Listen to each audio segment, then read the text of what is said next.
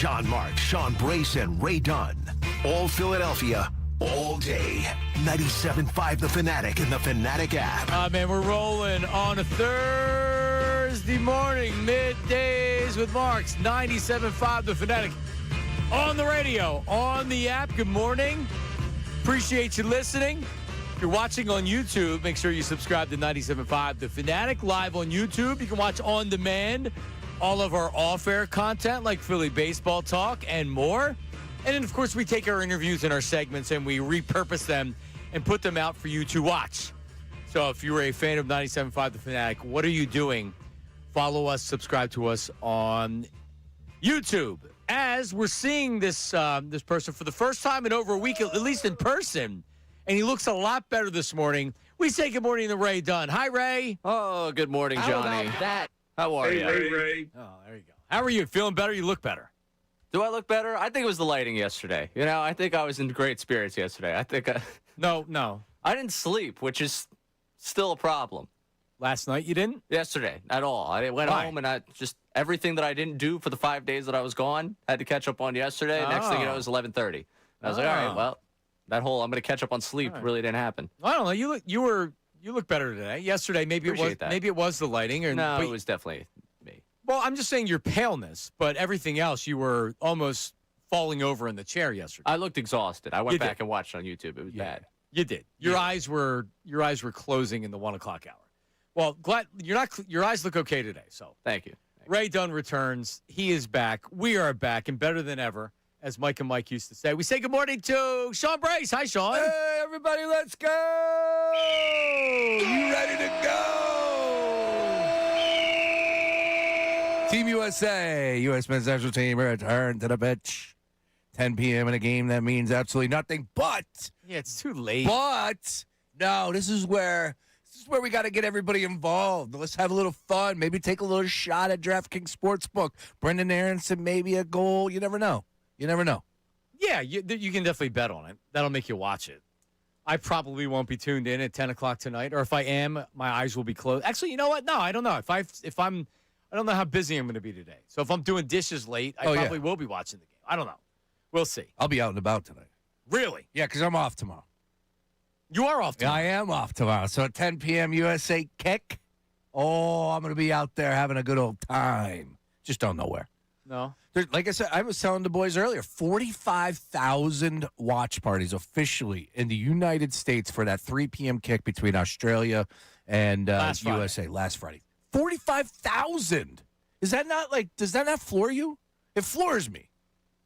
Like I could say 4,000. Are these sponsored watch parties? Is that how it's accumulated, or is somebody Googling it and then adding it up? Official watch parties. So, Okay. All right. Devil's in the details as always. Yeah, I mean, I honestly I don't know. If you asked me how many watch parties you think there were for it, I wouldn't know how to answer it. I sure as hell wouldn't have said 45,000.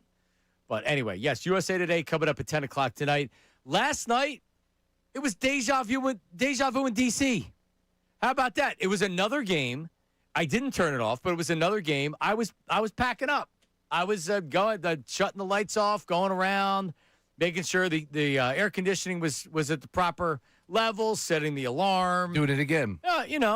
Game's over. It's okay. Whatever. Phillies have been on a good run. They lost tonight. And no, that did not happen. Schwarber hits for Sosa, Mundo Sosa, a 10-pitch walk. Great at bat. Right? So bringing in Schwarber, who's got a back thing. It's obviously not that serious if he's coming in the pinch hit. So Donnie Baseball pushes the right button. Schwarber comes in and he gets on base. So now Schwarber comes in, he gets on base. He's pinch run for, and Derek Hill pinch hits for Justin Crawford. And for the second straight night, down to the final strike, your fighting Phils get the win. Here's how it sounded on NBC Sports Philadelphia. Lovelady set to go. So is Hill. And the pitch. Swing and a fly ball. Right field. It's deep. One going back toward the wall. It is gone. Oh, wow. Wow. Hill, a 2-run pinch hit home run. You gotta be kidding. That is incredible. His 4th career pinch hit home run. And the Cardiac Kids come back again. Wow. 2 straight nights. I'm telling you that SOB Bryce Harper with going for the cycle. That selfish player really disrupted the clubhouse. Really hurt the clubhouse. Because now they're just saying, hey, you know what? We'll come back in the 9th inning, no problem. What a game. Everything was good except for the cardiac kids. Sorry.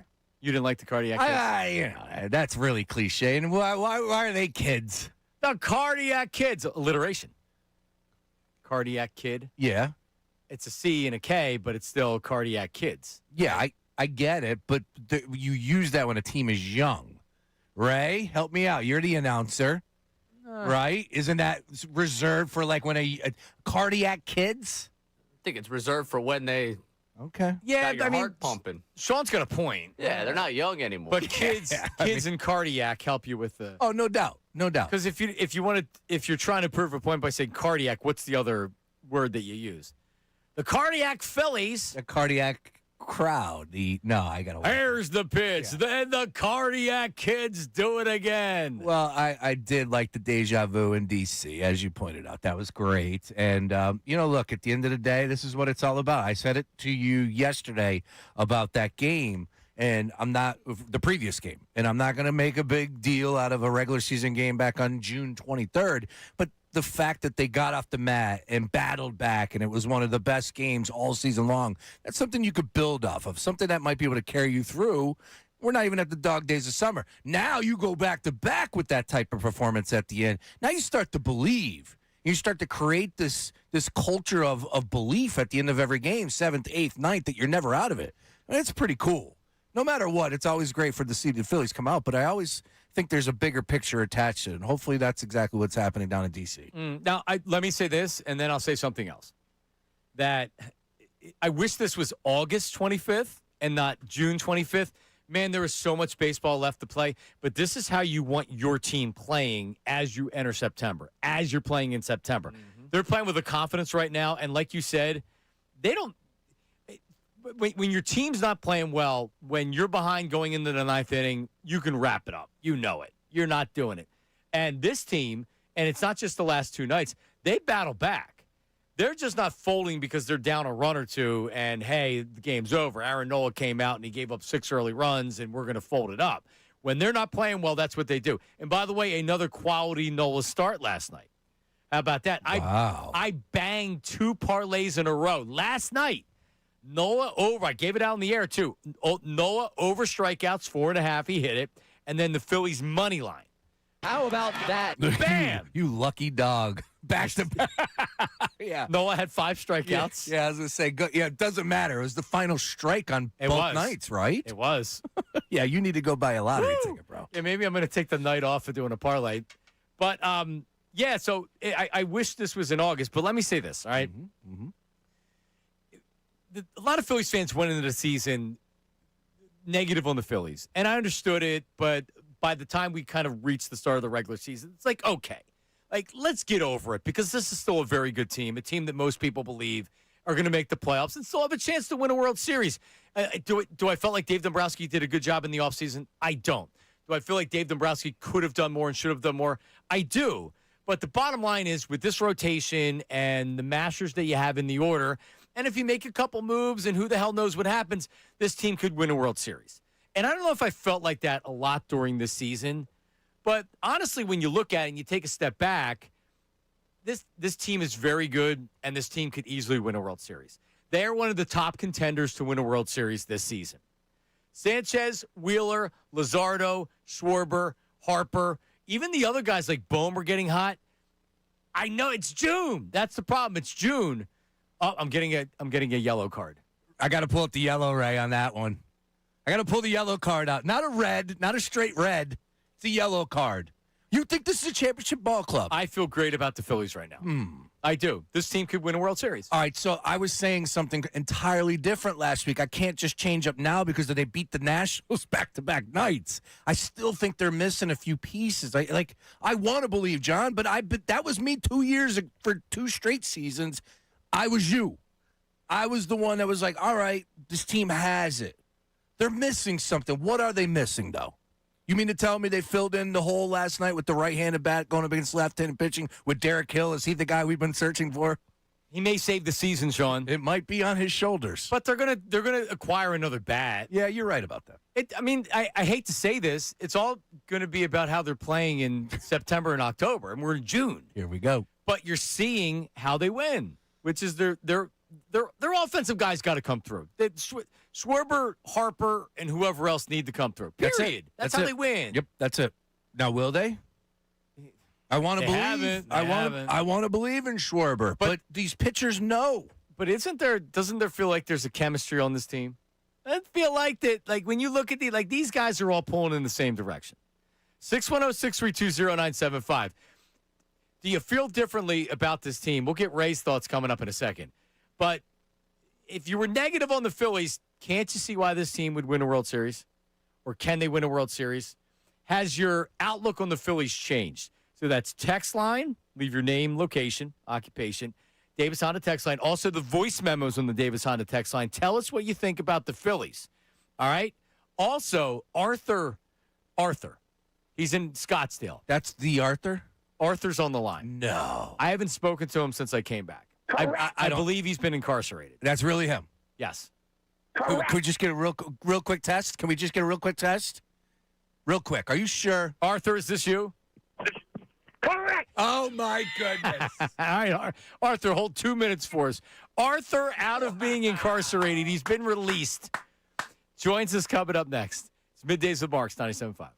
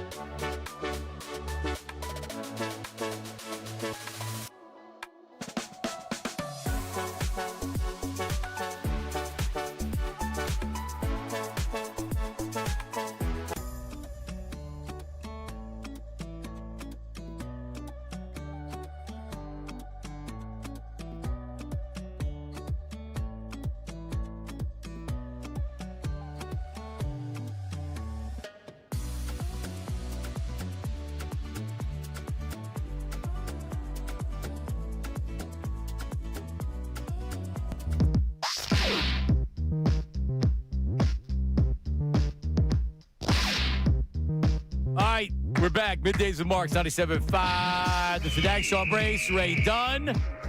So we will resume the we're going to talk Phillies with Arthur. But I want the text, I want the voice memos, and we want the phone calls, 610-632-0975, or the Davis Honda text line. But Arthur from Scottsdale, formerly from Jersey, joins us right now. Sean, I've not spoken to him since I came back. Unbelievable. Really? First time? How about that? First time, long time. We believe he did call in one time, and then he didn't hold. That's right. And then I think he got locked up. Yeah, we hadn't heard from him again. Sounds about right. But Arthur is calling from Scottsdale, Arizona. Arthur! Yo, how you doing? I have a picture of you and me and Sean. We've got to go going back like 12 years or so. You came in on a Saturday morning. Oh, yeah. Remember that? Oh, my God. I can't remember back that far. I probably spent half that time institutionalized. All right. Arthur, how are you doing, buddy? Have you been incarcerated? Is that why we haven't talked to you? Correct, but I got out a while ago. Listen, I'm going to give you a hot tip. I had to leave Arizona. I figured. Correct. They found you? Well, I moved somewhere where there's a lot of cattle now. All right. So you're somewhere else. But what happens with you is you move to Arizona, and then once they become familiar with you, then they're just looking to bust your stones. And then you kind of have to move on. Wait, Arthur, are you a government witness? Is that what you are? No, sir. Okay. No. Just want to make No, sure. he's not in witness protection. Okay. So hold on a second. So you're not going to reveal your location? I can't do that. That's fine. That brings heat to me. Yeah, That's you know fine. what I mean? Are you out there with your family, or is it just you? It's me, the wife, and the one daughter. Okay. And then your other daughter is she's East Coast? Nah, she's somewhere else, but she's a doctor. So, you know what I mean? It's hard to believe a wise guy. We met Arthur's daughters when they came to Correct. Knockout. Yeah, we met the whole family. Yes. Wow. Met the wife and the yeah. No, your daughters were great, man. Very smart. A lot like you, Arthur. I could see your daughter being a doctor after meeting you multiple times. I need help. All right, get to your sports points. I can't wait to hear this. Okay, first of all, yo, brother, listen, it's good to have enthusiasm, but listen to me. It ain't even the All-Star break yet. Go ahead. Yeah, but I said that. So you're right. But the Phillies are going to make the playoffs this year, right? You know they're going to make the playoffs, just like the Yankees are going to make the playoffs, and the Yankees have been crapping the bed since 2009. Correct. See, I don't like, but who did they beat in 2009? Because my mind is not working so good. Well, do you remember? Yeah, A-Rod was all steroided up, yeah, and they beat the Phillies. A lot of juice. A lot of juice in that. A lot of juice in that clubhouse. I remember that. Okay, yeah, sure you do. Listen, it was the Yankees that spanked you in 5. I remember. I was up at Yankee Stadium for that. Good. I'm glad you remember. You're not. Let me say this to you, though. I'm going to be sincere. Mm-hmm. No lie. The Dodgers. Who's beating them? Do you believe a repeat? Go ahead. I don't want to rain on your parade. No, I mean, yeah, you're right. You hope that you don't have to face the Dodgers, or they get injured, or it's just one of those years where, you know, like they just don't have it. Starting pitching goes down or whatever. But, yeah, you're going up against the Dodgers. It's tough, man. But it is tough, but, brother, let's get to America, because I don't want you to hang up on me. I'm not. 250 years, the greatest country in the world. Amen. We live in. Amen. Freedom, brother. Yeah. And why are we not cheering for our boys to win the soccer tournament? They're the long shot. I hear people, Americans, saying Spain. What are you, crazy? You cheer USA till you lose, then you go pick the team.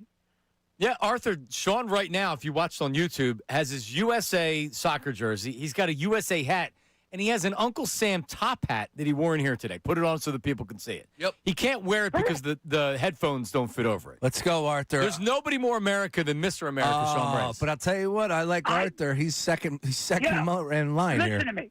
Yep. I'm out, and I got a USA jersey on, Soccer Poliski, if I said his name right. That kid from I know who you're talking about. I got his jersey on as we speak. Do you really? I just come at it. Yes, I do. As we speak, if you send a text to me, I'll take a picture, and if I can figure it out, I'll send it back. Ray, send him a text. And I'll send you the whatever. It's be the include me on it if you don't want to. If you don't want him to, because Arthur, you can have my number. Herb has my number, so if you have my number, I'm not really worried about it. Listen to me. Yeah. You got to text it. Oh, I know people are weird. No, get my. What do I care? I meet somebody. Yo, do you have the same number that? Do you have the same 609 number you've always had? Yes. I remember your number. Incarceration number. Okay. Yeah, I use that because when I go away, my kids pay the guards. I use this phone all the time. Arthur, what were you incarcerated for last time? Bookmaking. The heat got too bad in Arizona. Oh, my God. Listen, they be raiding the house in Scottsdale. I'm the old, there's no cops in Scottsdale. So what happens? That you get popped, and then you get, like, time served, and then they'll just kind of make you do a little bit more, and then they release you? What happens? Well, this is the thing. You get locked up. I do my time served. There's probation. That doesn't go good for me. You know what I mean? Then I get whacked, and then I'm back doing the time I owe, and then some more time. Okay. All right. Hey, are you still smoking? No, I stopped smoking because I had a little problem with cancer in both legs, and then that was it for the smoke. I smoke cigars, but that's not a lot. Much Just better for Camels. you. Still drinking, though. Yeah. Glenn Levitt? Correct. And Dalmo. Because, listen, I'll help you out. I got sheriffs where I live. Me and the sheriffs are good friends now. Oh. You know what I mean? I'm friendly with the sheriff. Are you running card games? Correct. Well, no, that's strictly alleged. All right. What about Savannah Guthrie? Have you been able to help with that at all out there in the desert? And do you know anything about that, Arthur? Involved in it. Yeah, Arthur. I guess I should start there. No, brother, let me say something to you here.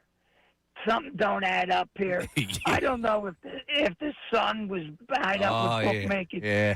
Yeah, but there's something here that nobody takes a person and don't take nothing from the house. That family's dirty somewhere. All right. I don't know who. Thanks, Sean. You don't want to hear that, but brother, it don't add up. All right. So, Arthur, Yeah, listen, don't be a stranger, all right? You know where we're at. All right, stay out of Did you trouble. text me so I take a picture of this jersey? I got you taken care of. All right, can we put it out on our page? Absolutely. Yeah, I got to see this Pulaski Absolutely. jersey. All right, no, Arthur. I have to take the.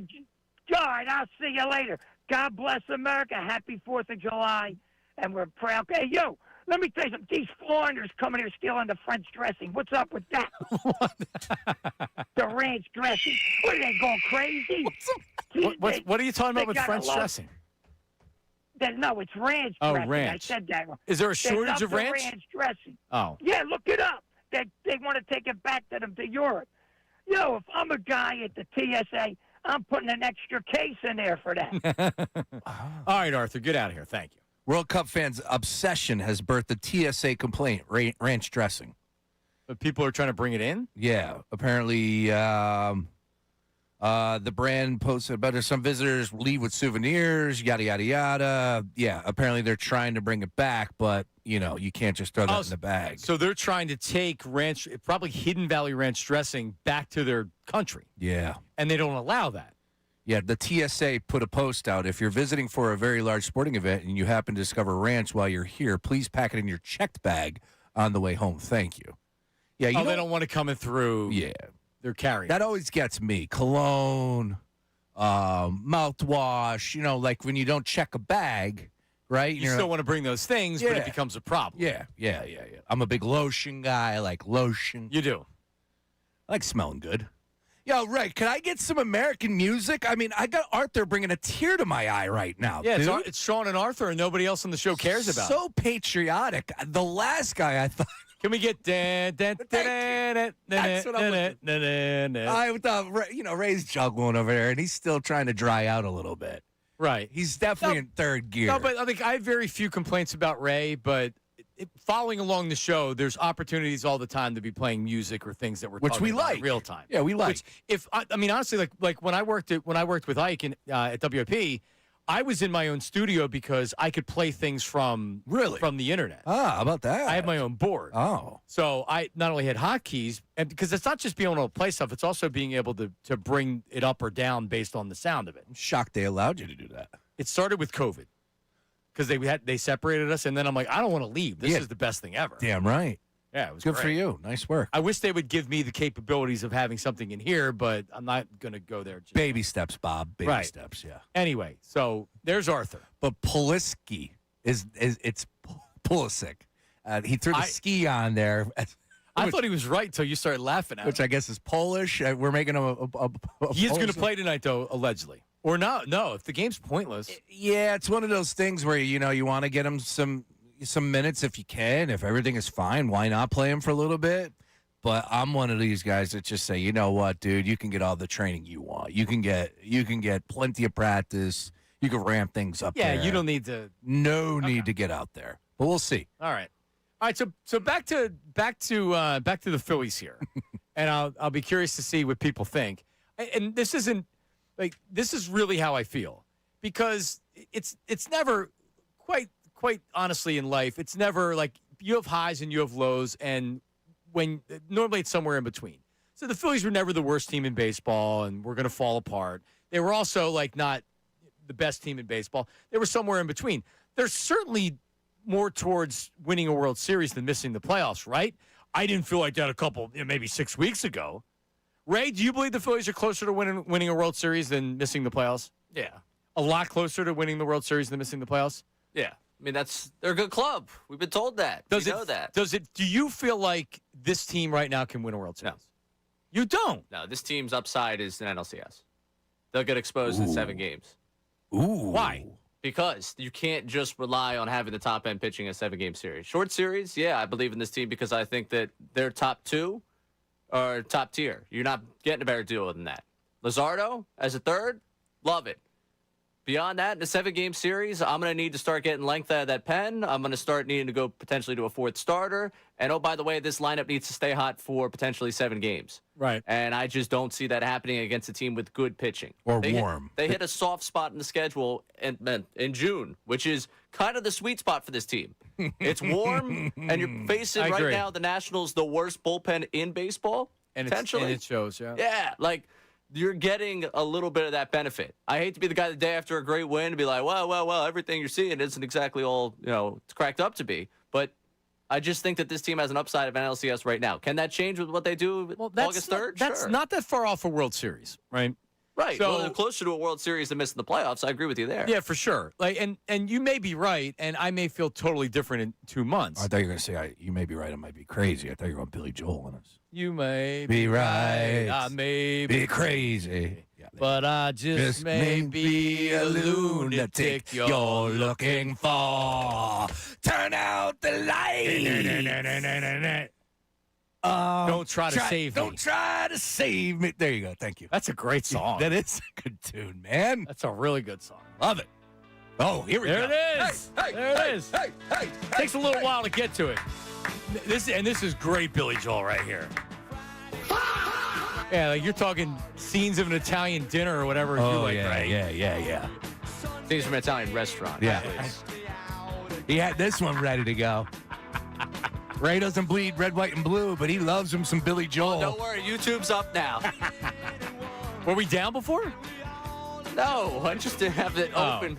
Trying to monitor something else going on right now. They're wondering if Billy Joel is going to make an appearance at Taylor Swift's wedding since she's getting married at MSG. Is that where they're getting married? I don't know. Something's going on up there. They blocked it off. They got the permit outside the garden, apparently. However, there's all sorts of nonsense happening up in Rhode Island at her mansion. It's Taylor Swift's world. She was at the World Cup. You see that yesterday? Yeah, I was so happy to see her too. It made my day. Supporting Brazil. Here you go. You may be right. I may be crazy. No, but it just may be a lunatic you're looking for. Turn out the lights. Don't try to save me. That's awesome. Yeah, that is it. Here it comes. After it right here. Oh, yeah. You may be right. You may be right, but you may be wrong. All right, thank you, Ray. Nice work. That's a bust-out song. It is. That's a great song. That's a good jukebox tune, right? That's a good jukebox tune. You think of them, you like those songs you could just throw on, provide some instant energy. Boom, that's a good one. I'll have to put that one in the back of the brain. All right, there you go. So the Phillies, for all the talk of the 5th starter, are we done with the 5th starter talk? It's like, oh, need a 5th starter. Get Scooble. Here's what this team needs more than anything. Yeah. 8th inning. 7th inning. Which Ruben Amaro has been yelling about for quite some time now. Yeah, he has, and he's right. 8th inning, 7th inning. You want to put Kirkring out there in a high-leverage situation in the 8th inning? Good luck, because he's one of your best relievers right now, even though he struggled in one of the last times out. That's going to happen. Yep.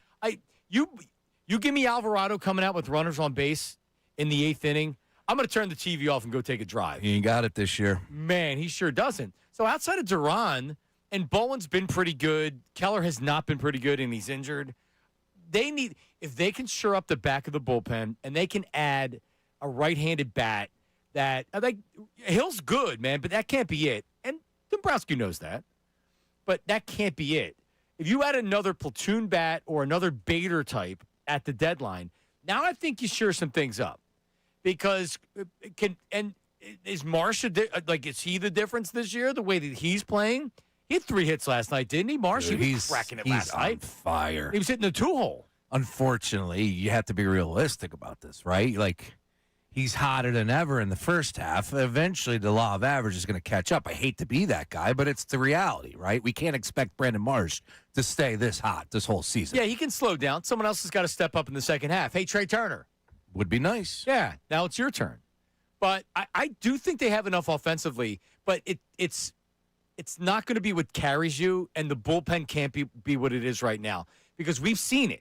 We've seen it the last 2 postseasons. We saw it the Arizona, the NLCS. If that bullpen's better and they have a better closer, they win that series. Yep, you're right about that. Kimbrel blew it. I can't tell you how many times I've watched guys come in. Alvarado was good early in his Phillies tenure in the playoffs, not so much recently.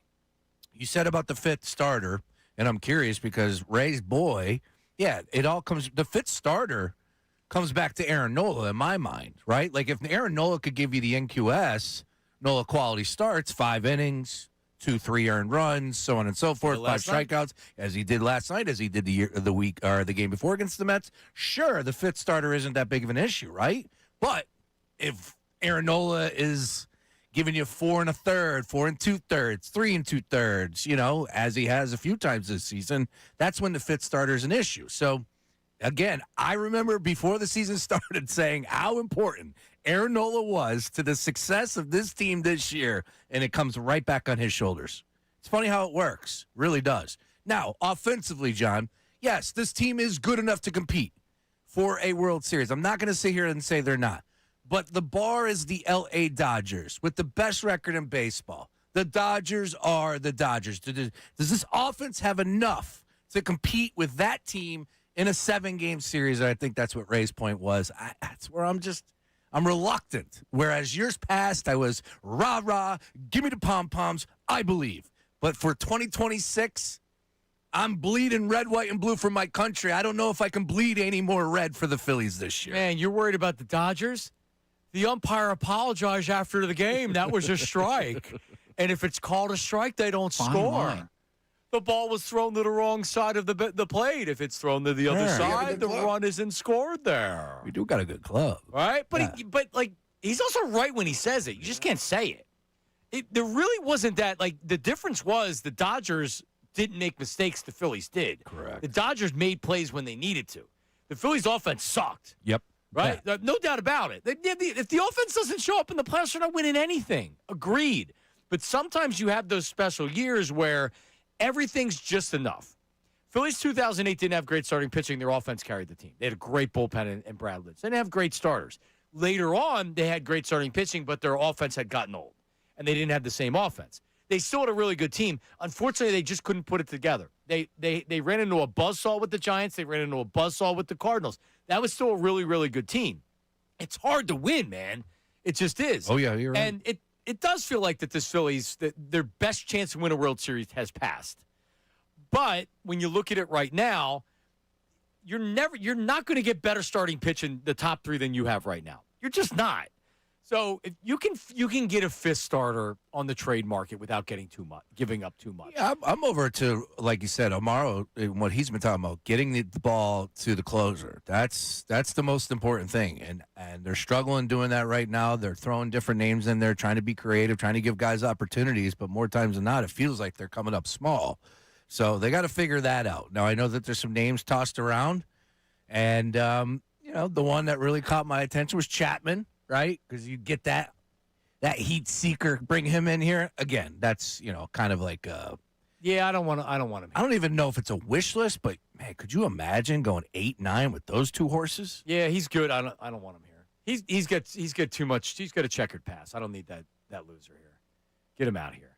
But like I'm willing to give up a prospect for a back end stud. Yeah. Absolutely. What did Chapman do? What am I missing there? What did he do? Well, there was Something domestic stuff, and yeesh. then he was just bitching about the Yankees, and they owe him an apology for the way things were handled or whatever. And the Yankees came out, they're like, we don't owe him an apology for anything. Well, the Yankees have been to the World Series, so that's good. We'll face them. We'll have a little more venom. Nah, yeah. If he's got that type of stuff, you don't want that baggage, and they don't bring those types of guys in. Not with this club. Right. And also, like, I don't want to. Like people are entitled to make mistakes in life and stuff like that, right? So maybe I'm being again. I think that there's some other guys out there. He gets suspended for it. I know that much. Oh, did he? And at the end of the day, we know the type of guys that they look for, right? Like Howie Roseman, we know what the type of guys the Phillies look for. They got the culture, they got the clubhouse figured out. No need to rock that boat. However, they do need to get some help in that bullpen. I'm with you there. Now, are you saying that's your first move if you're Dave Dombrowski? If I made you say, hey, you can only improve one part of this franchise. Bullpen. You're saying bullpen. Okay. It's more important. They're not going to have to give up an arm and a leg to get a right-handed bat and maybe another bat. And what's going to cost you the most is what they're going to do in the bullpen. I firmly believe that. All right, coming up, more Philly stuff, 610-632-0975. Your thoughts on the Davis Honda text line and with your voice memos. We'll get to them on the other side. Also, Mike Gansey, Sixers president, now he's talking up the Big Four. Do we like that? More Big Four talk. And I'm not talking about the lottery. That's coming up next. Middays with Marks, 97.5. Hey, but first, it's me, Sean Brace, and I'm here to tell you all about DraftKings Sportsbook. That's right, people. It is now live in all 50 states. Yeah, so if you're going on vacation this summer, bring your phone because you can now find DraftKings in all 50 states. I think we need a little eagle screech on that one. All right, so we have, of course, the whole world watching one tournament right now. We got group stage chaos still happening. Yes, USA has advanced to the round of 32, but one more here in the group stage. Tonight, 10 p.m., taking on Turkey. I like Balogun. Balogun has been scoring goals. I like him tonight, plus 145 on the anytime goal scorer. That is my official play, but keep your eyes out for, of course, the starting lineup to make sure he's in there. With that being said, folks, download the DraftKings Sportsbook app now live in Pennsylvania. Do it, and while you're there, make sure you use promo code Fanatic, and also spend $5, and you get 200 rewards within 21 days. That's code Fanatic in partnership with DraftKings Sportsbook. The crown is yours. Gambling problem? Call 1-800-GAMBLER. 21 plus. Pennsylvania only. Eligible restrictions apply. Bonus bets expire 7 days after issuance. For additional terms and responsible gaming resources, see dkng.co/audio. Limited time offer.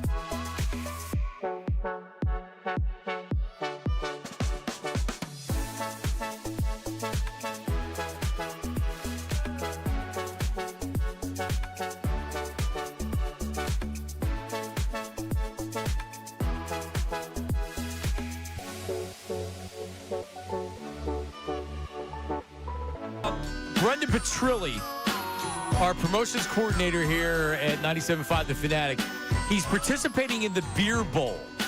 So that's the event that Jason Kelsey and the New Heights podcast has down as a part of his events down at the Ocean Drive in Sea Isle for benefiting the Eagles Autism Challenge. Shout out Jason Kelsey. I've been a part of it a couple of years when I worked at WIP.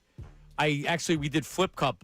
It was Jason and Landon Dickerson and Dallas Goddard, and I forget who else was on the team, and we beat them. And I went first, and I got it on my first try. Boom. Boom. We beat them. Well, you got to set the tone. You're more important than anything. I'm a tone setter. You really are.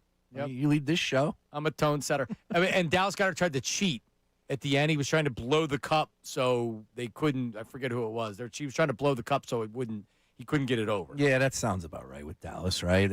He's got that. That old school hillbilly attitude, right? Like, let me blow this down. I'm losing. Right.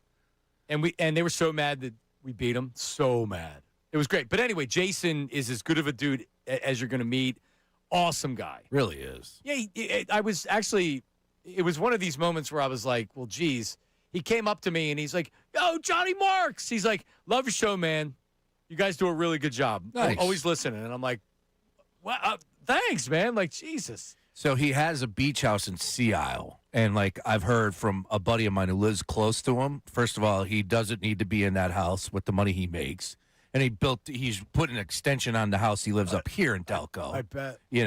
But the beach house, I was told, he's like, dude, people follow him. He'll walk the dog, and people will walk and follow him for pictures. And he's like, guys, let me just clean up the poop, and then I'll take. And see, that's a lot. He'll take pictures while he has the bag of poop in his right hand. With the dog in his left, and he'll take pictures with people. Like Jason Kelsey, dude. Unbelievable. Yeah, he's that kind of guy. Yeah. For the hate that he gets because he's all over the place, just realize that Jason's as good as it gets. Yep. He really, really is. Anyway, so Petrilli is competing. It's a $50,000 prize, which is crazy. But Petrilli's competing in it, and it starts at noon. So 11 o'clock, he's going to jump up on Zoom and join us, and we'll see what's going on down there. $50,000 on the line, Sean Bray. That is a lot of dough, my friend. I could use it. I might retire if I won that. It would definitely be enough to retire. I agree with you, especially after taxes. So Petrilli coming up next segment. The 76ers and their first-round draft pick And I didn't. We were going on the air. I didn't catch him this morning with. He was on with Andrew and who was Andrew on with today? I'm totally blanking. Oh, DeCecco. He was on with Andrew and DeCecco. So I didn't hear the interview. So I'll be curious to hear him. He's got his press conference today. So as we get to know him, will be really cool. But Gansey spoke about the team. He's obviously talking about the draft pick, but he spoke about the team, and there now seems to be a kind of turn the page where they're talking up the big four. So here's Gansey talking about the big four. You look at our roster, we need help at every position, 1 through 5. Obviously we have the big four, but we need guys outside of them. The big four. The big four. Is that a nickname, the big four? Oh, well, it's funny you bring that up, John. Real quick. Today is an anniversary, and it's a nickname anniversary. And this one had a very long shelf life. This one lasted forever. 9 years ago today, boys, where were you 9 years ago today where the nickname Feds was uttered? Now, do you remember the Feds? It was Fultz. Correct. Embiid. Correct. Who was the D? Ray? Dario. Wow. And Simmons. And Ben Simmons. Feds. So who came up with it? I don't know, but not on my Facebook page, because I posted about it 9 years ago. There was a Oakland A's celebrity softball game at the Oakland A's facility, and it was Kevin Durant and company, and Durant was just ripping them to shreds going, how the hell they got a nickname? They ain't won nothing. Feds. So was that just some fan that did it, or did the Sixers actually put that out there? I'm going to tweet that. Feels like Embiid. I think it was more official than I don't think it was a fan thing. I remember whatever was put out there was all the players, and it was Feds. It was Embiid. It was Embiid. Oh my goodness, was it JoJo? So it's 9 years ago. Yeah. How about that? So 2017. That's what I got on my Facebook page. No, that'd be 7. 2017. 2017, yeah. According to Sixers, Embiid tweeted, according to Sixers fans, the new nickname is the Feds. The Feds are coming. Hashtag the process. The issue is I don't know what Sixers fans he's referring to when he says according to Sixers fans. I let my Philly Answer website die, so I just tried to click the article. Sad. Now it's dead? Yeah, I just was like, dude, what am I doing? I'm just paying $130 a year. Just let it go. It was a good run. It paid off. Everything was good. But I just tried to click my article, and it wouldn't show me. But June 25th, 2017, Feds.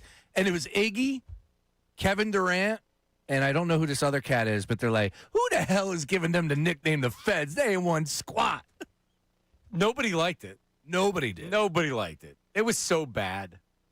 And Dario turned out to be We actually talked about it a little bit yesterday, the day before. Dario was We know about Fultz. Simmons, what happened to him, his demise was terrible. And then Embiid. Man, that might be the worst nickname in Philadelphia sports. It's got to be. What else would you have? So you could do a collective unit, or you could do individual players. This will be good. We'll get back to this next hour. But it could be individual players, or it could be in totality as a team. Like, for example, Legion of Doom's the best. Ooh, that's good. The Crazy Eights before that. The Flyers. The lines always have nicknames, right? So what are the best and the worst nicknames? And do team – what are some other team nicknames, too? Or line nicknames or something like that? It's a little bit more complex. That's good. Man. That's good for the Davis Honda text line, voice memos. Leave a voice memo, name, location, occupation. Same thing with the text line. Some great names. But we're looking for bad names, right? Well, but I think we have to do some great to go with the bad. I'd rather do bad than great. I don't need to hear the answer. Allen Iverson 1,000 No, but times. you know one that doesn't get enough credit that is top of the list? Jaws. Jaws is a good one. We don't ever really bring that up because it's Jaws. It's him. It's Ron Jaworski. It's Jaws. But Jaws as a nickname is tremendous. So let's do heavy emphasis on team nicknames. And I have a couple that I just thought of that are bust out. All right? Love it. All right, we only got about a minute, but Lucien in Hopewell, New Jersey. I want to make sure we get him in because we're busy next segment. Go ahead. How are you? Hey, what's going on, guys? Just wanted to talk about the Sixers. I'm still worried about what they're gonna do.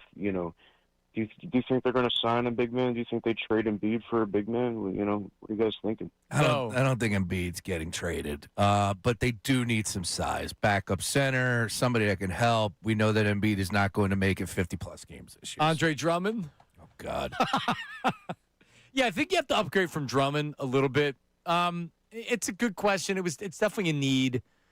Bona, I like Bona in there in certain spots, but he can't be your every night guy. He's more of a you bring him in for 4 or 5 minutes and then you get him the hell out once he starts getting exposed. Mm-hmm.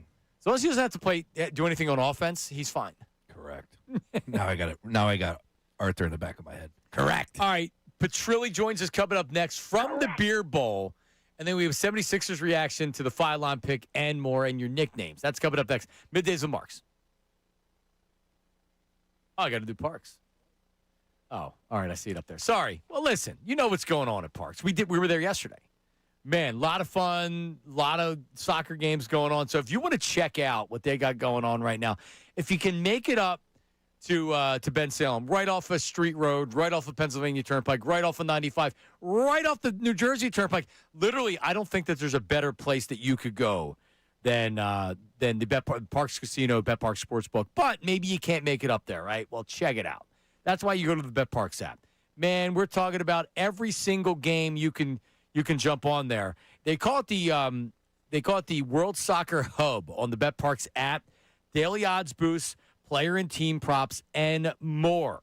The only online sportsbook app that I would ever recommend is the Bet Parks app. You can bet on your favorite teams and players from around the world. Also, classic casino games right on your phone all summer long. So check it out. Come watch the games at the Bet Parks Sportsbook right off of Exit 6 in the New Jersey Turnpike, right off of 95, right off the Pennsylvania Turnpike. You must be 21 and in PA, New Jersey, Michigan, or Maryland. Details at betparks.com. Gambling problem. Call 1-800-GAMBLER. Now on 97.5 The Fanatic Sports Update. King of the Hill, I'm Ray Dunn with this Fanatic Sports Update, and it's brought to you by Borgata Hotel, Casino, and Spa. Borgata Hotel, Casino, and Spa presents Summer Social Americana, Summer Legacy, June 26th, hosted by award-winning chef Michael Simon. Visit Borgata.com, 21 or older. Derek Hill with a go-ahead home run last night for the Phillies, pinch hitting with 2 outs in the 9th inning. And the pitch. Swing and a fly ball. Right field. It's deep. Wood going back toward the wall. It is gone. Hill, a 2-run pinch hit home run. You gotta be kidding me. That is incredible. Back-to-back nights where the Phillies come from behind in the 9th inning and win. They win 5-4 last night. With the Braves lost last night, Phillies just 4.5 out of the lead of the NL East. 76ers did not make a pick in the second round of the NBA draft last night. The Baron Phylon is the sole pick in the first round. We'll talk to his high school coach, David Armstrong, coming up at 12:30. NHL draft is tomorrow night. Connor Thomas will be live starting at 7:30 for a Flyers draft special. This update is also brought to you by Taco Bell. Try Taco Bell's 5, 6, and $9 Lux deals. Limited time at participating stores while supplies last. Prices vary. Freezes and specialty drinks not include tax extra. I'm Ray Dunn on your home for the Sixers, Flyers, and the Union. 97.5 The Fanatic and the Fanatic app.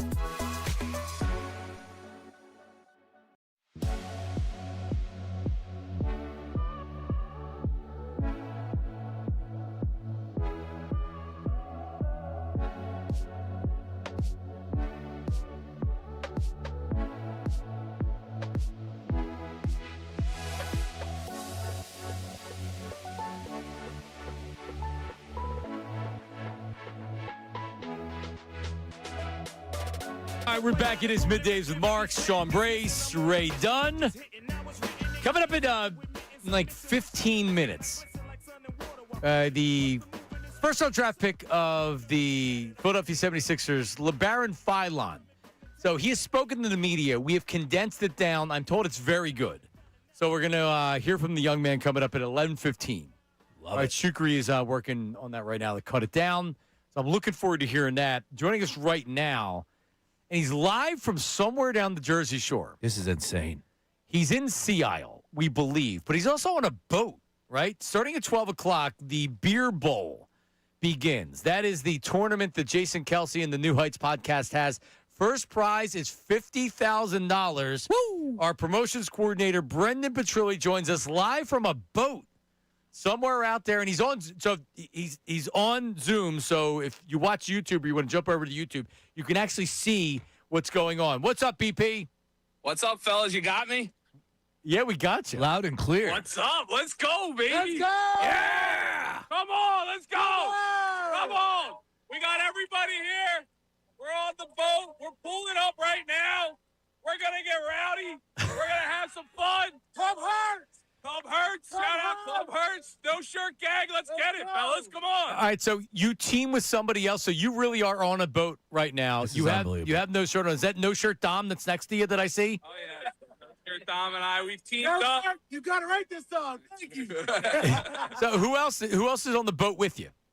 Well, we got a couple other teams on the boat. Parrot Headaches here.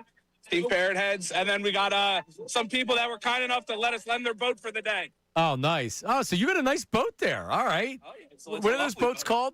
So are they pontoon boats? Yeah, little pontoon boats, little party boats. Nice. Yeah, dude. All right, so BP, he Got has our a shirt. captain going here, too. Yeah. All right. So what is the event? Why are you on a boat right now? So we're pulling up into Sea Isle right now for the Kelsey Beer Bowl events. We're going to hop off in about a couple minutes here, get the crowd going, and then drink some beer. Raise some good money for Eagles Autism Foundation. It's going to be an absolutely awesome time. All right, so $50,000 is the first prize. Do you know what the events are that you're doing? Like, tell us how you win, what the contest is. Yeah, so I think there's 3 stages. The first round of stages is an obstacle course. They got like this giant, inflatable thing on the water. There's another one that's like cheese ball pit. I'm thinking you're going to have to jump in and find some New Heights merch or like garage beer in the cheese ball pit. And then there's like flip cup, beer pong, and a keg toss, all these different drinking games. All right. Sean, this seems like something that would have been right up your alley back in the day. Look, no shirt on. I could fit right in with BP and no shirt Dom. I'd be right next to him. Now, did you do this last year too? No, this is my first year. Okay. I know Maniac Malloy from Bet Parks did it last year. He was involved last year. Or 2 years ago. I forget, whatever it was. All right. Great people at New Heights they've welcomed me in, and let's go take their money. How many teams are there?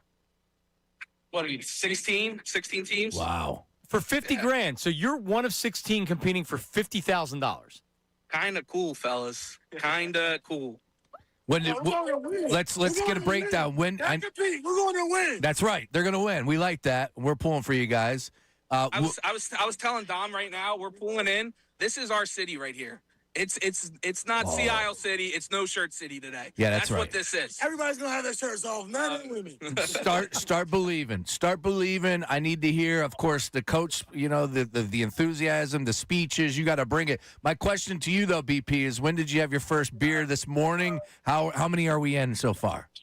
We've been keeping it tame. We've had a few on the boat, probably like 6 or 7. So we're just getting started, getting the engines rolling at 8 o'clock in the morning. So we're ready to go. No Shirt Dom has a hat that says Dallas sucks on it. Yep. Nice. It's a black hat with green lettering. It looks good. Look at those chains. Those are some Cuban links chains. Show us dude. the chains so we can describe it. Look at Shout out that. to Rally Chains. Thank you, Rally Chains. Hooking us up, 3D printed, no shirt gang With the Cuban. with the cross over the shirt. Now you got Rocking it. We're ready to roll. you got some people on the YouTube chat are wondering if whether or not you'll be belly bucking on the boat. Is there belly bucking On the boat? on the boat? Here, look Yes. Oh no. Don't knock them over. Now Been working. there was some when you had the belly bucking tournament with Jason Kelsey, there was some controversy because there was some talk that No Shirt Dom maybe was screwing the rules a little bit, went a little less with the belly. We've talked through it. We've become friends now. We're allies. We're going to win this money now. Yeah. Okay. Money forgives all. All right. Yo, No Shirt Dom, good job, brother. Love you. Nice Appreciate work. it, man. Thank you. All right, so do it today and send us a text so you can tell us how long's the contest for. Let's go! Oh yeah. How long does it last for? Oh, they're doing the chat. All right, there he is. Nice all right, work. all right, there he is. Yeah. Brendan Petrilli about to compete for $50,000 at the Beer Bowl. So there's so much going on. First of all, that was a great video for the YouTube chatters. All right. And I see somebody bringing up Fat Joe and Big Pun. That's Money Mar. Fat Joe and Big Pun in the house. Not quite as big as Fat Joe. Would you say Fat Joe's fatter? Used to be. No, Big Pun. No, not GLP Big Pun. No, yeah, exactly. But that was good. No, dude, $50K. Could you imagine if they pull that? That's That'd be something. $25K, and of course Uncle Sam's gonna get his cut. What's their team name, Ray? Do we know their team name? The Belly Buckers. The Belly Buckers? Is that the official Is that name? the team name? I don't Yeah, I know. don't know. No shirt Oh, gang? no shirt gang. That's Yeah, it. the no shirt It gang. just seemed to keep yelling that. It's kind of what I'm going to go with. The wrestling tag teams, they can be described individually, but then you need like the Rockers or the Midnight Express or the Legion of Doom, the Road Warriors. Bro, so many good ones coming in. Somebody JM on the chat brought up the Disorderlies. Do you remember that? Baby, you're a rich man. Boo-doo-bada. Baby, you're a rich man. Boo-boo-ba-ba-da. Baby, you're a rich man. You're a rich man too.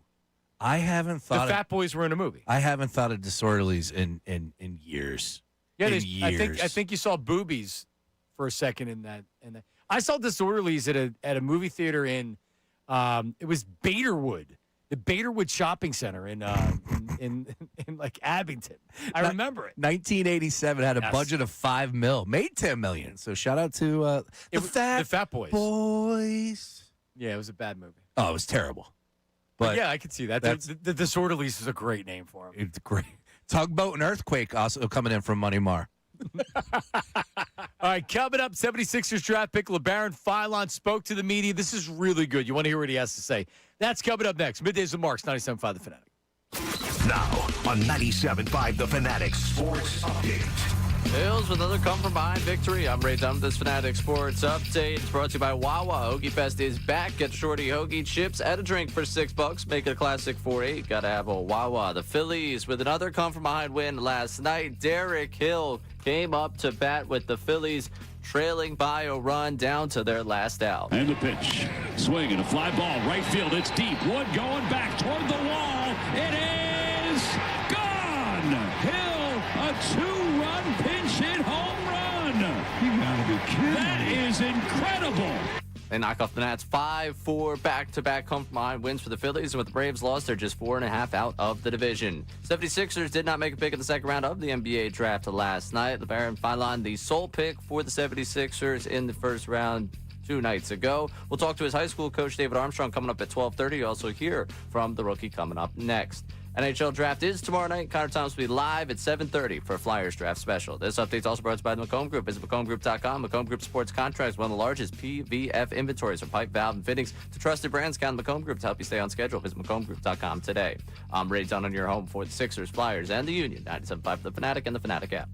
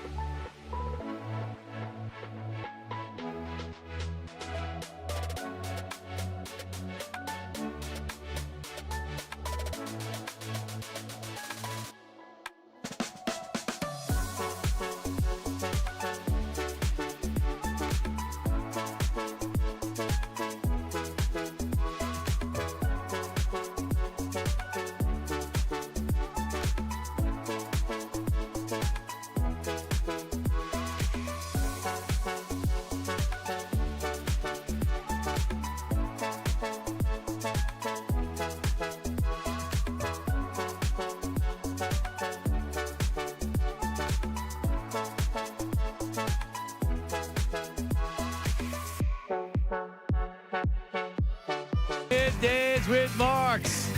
Got Mark Brace, Ray Dunn. I still don't know his name. I have to look at his name. It's not rolling off the tongue just yet. LeBaron Philon. Did I get that right, Ray? Junior. You did. Junior. Yep. Nickname that I read is LP. Would have been better Philo. Philo's not a bad one. Isn't Philo a show on Apple? Is it? Yeah, because isn't a Philo what you... Can't wait to hear this. Isn't a Philo... No. That's a silo. Silo. That's what I thought you were going to try to say. Where you This is bad. This is bad. No, come on, not that bad. Where you put the hay. Silo is a show on Yes, Silo. some streaming service. That's the Apple show. It's got Common. Apple. It's a good show. What it is, this world got hit by a bomb, and everyone lives in a silo.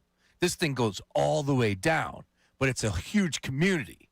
And there's all politics and everything involved. And Common's like the head of security. In a silo? Yeah, in a silo. That's where the whole world lives.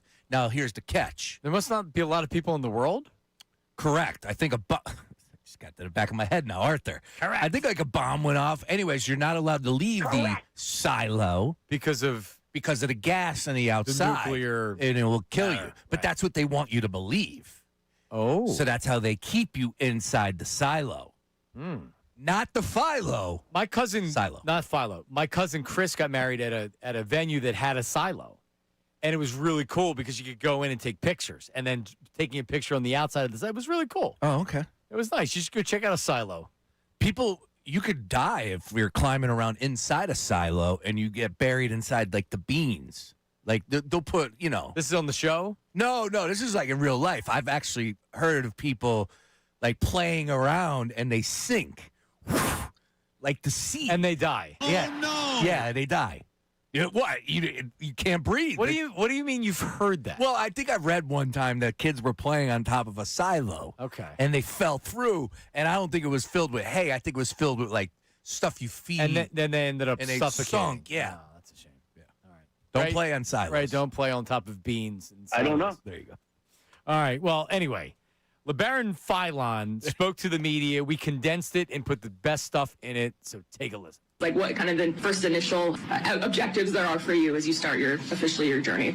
I mean, draft night, it was definitely a special night, but just moving on past that, just talking with the staff and everybody around the program, it's definitely a, great feeling just to get me down here and just like excited to be in the facility really. But, for me, it's just like being one of the, top guards in the draft. I feel like myself really just like keep working hard and just like stepping forward, really putting my head down, ready to work really.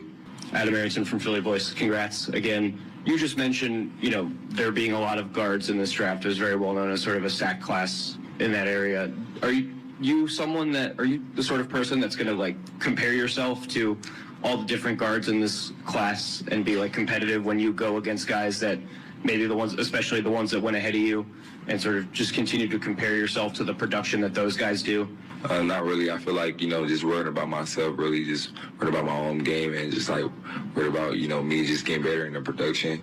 I would just say, for myself, just working really hard just to get to that point. I feel like, you don't get there comparing yourself to nobody. So just like worried about your own game, really being ready to, get with the guys and, put a step forward and, turning this chapter. I feel like I said, draft night, it was a great night, but really just like focus on the main thing and get ready to play some great basketball. The Sixers posted a video shortly after you got picked of you FaceTiming with Tyrese and VJ. I'm curious what that was like for you and how many other guys on the team you've heard from since you got picked. I mean, hearing from those guys is definitely special. Those, two of the guys that was, two of the, best guards on one of the, best teams in the East. But, just like now talking with those guys, it's just like, it was really, very important for me just to hear from them and Tyrese and, VJ, just because, I watched those guys play all season long. And then one thing I'll say about those guys, they just competitors. So really just for me, being able to come in and compete and just like, bring it to the level that those guys did, VJ, especially his first year, just like hearing what the things he went through, and just like from Max being able to learn from somebody that's a, really great player and really, a superstar in our league. So just like those guys, definitely, a combination of a great mix, and just like adding me is definitely, just getting to that level, like being able to compete every day with those guys, definitely going to be special. Tony Jones from The Athletic. A lot of your game is, predicated on craft, and Nashville were playing off of 2 feet. Where did you acquire that skill? Just at a young age, and how much of an impact did watching somebody like Jalen Brunson this year kind of have on you, and kind of have on your game now and your game going towards the future? I would just say, with the ball handling, definitely started on the streets in my mom's backyard, but definitely like at Alabama, working on everything I needed to work on, just working on getting to the paint, working on slowing things down and making the game easy for you and the people around you. I feel like that's one of the best things, best traits I, bring to the table, really just like making the game easy for others, really just getting the paint and being able to, provide for myself and my teammates. So I feel like, just working on that footwork and things like that is very important, just to have other options and not just being able to look to score the ball. So really just for me, like that's a very important trait. Noah? Hey, LeBaron. Noah Levick, NBC Sports Philadelphia. We've heard people bring up your competitiveness as a big trait for you. Have you always been a really competitive guy, and what sort of motivates you as a competitor? I mean, it's definitely just like that competitive juice is everything to me. And being able to compete, I feel like you have to compete hard to survive in this league. So just like bringing that to the table from day one, I feel like it's special. It's special just for, a rookie to be able to compete with the top guys and the top dogs. So it really just like from day one, being ready to work and being ready to, just get on the court. Hey, what's going on, LeBaron? Kai Carlin, Sixers Wire. Tyrese has always been a guy that always wants to kind of get guys together, build chemistry, off-court type stuff. I mean, has he talked to you at all to maybe get you guys together in the gym, working out, or anything like that? You guys have something planned for the summer? I mean, I haven't, talked to him a lot, just, with everything going on in the draft. But, he definitely told me, he hit my number, just told me to hit him when I need anything. And definitely it was, great to see that, that the Sixers actually selected me just because, that similar play style of that. But really just like, hearing from him, it was definitely like exciting for me just to see another, top guard like that in the league, being able to take a, a young guy in and just like show him the ropes. So I'm really excited to get to work with him.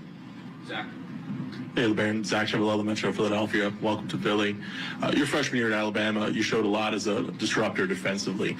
The Sixers, defensively, they love to disrupt and then push into pace on the offensive end the other side. Where do you think you kind of fit in defensively with this team? Definitely, my skills would be a ball hawk and just like get steals and be able to, pressure the ball at the point of attack. I feel like, just being a guard in the NBA, you have to do that to be able to, play both sides. I feel like that's a big thing for me, but really just like being able to have that same mentality that I did at Alabama and bringing it to the next level, just because, you see different guys every night and you got to, scout different guys every night. So it's really important just to like know what's guys' favorite thing to do, and just like being on that end on the floor, really you have to be locked in, especially at the next level, just because it's top guys every night. Hey, LeBaron, Austin Krell over here on SI. Mike mentioned when after the draft that loyalty was a big thing for you, having been a mobile kid and staying in Alabama for college. Mobile, sorry. And so where did you develop that sense of loyalty, and why is that so important to you? Definitely the coaching staff at Alabama. I feel like, the whole program, they wanted me to come back, and, they didn't want me to rush things. So really just like put my career in their hands and really just like trusting that they was going to get me better every day.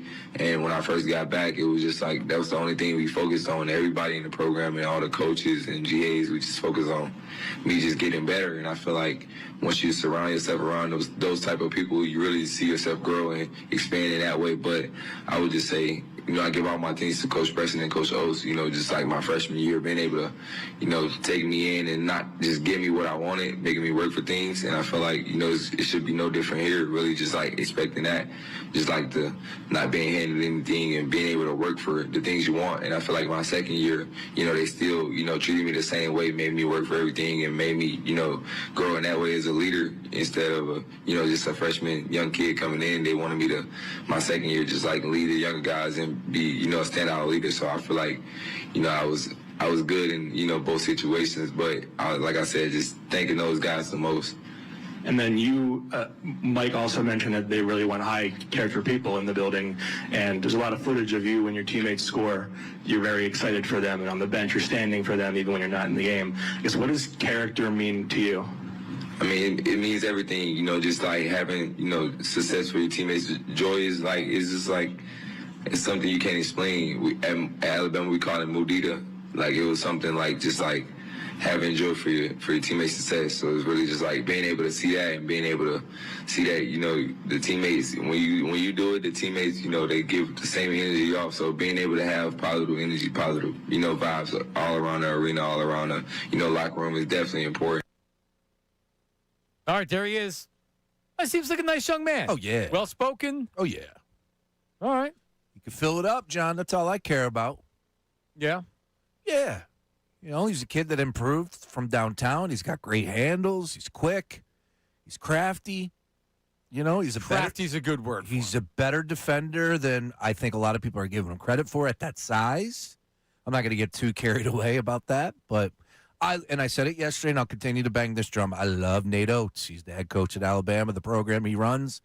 If you like offense, that's the team for you. They fill it up, and he was the front runner.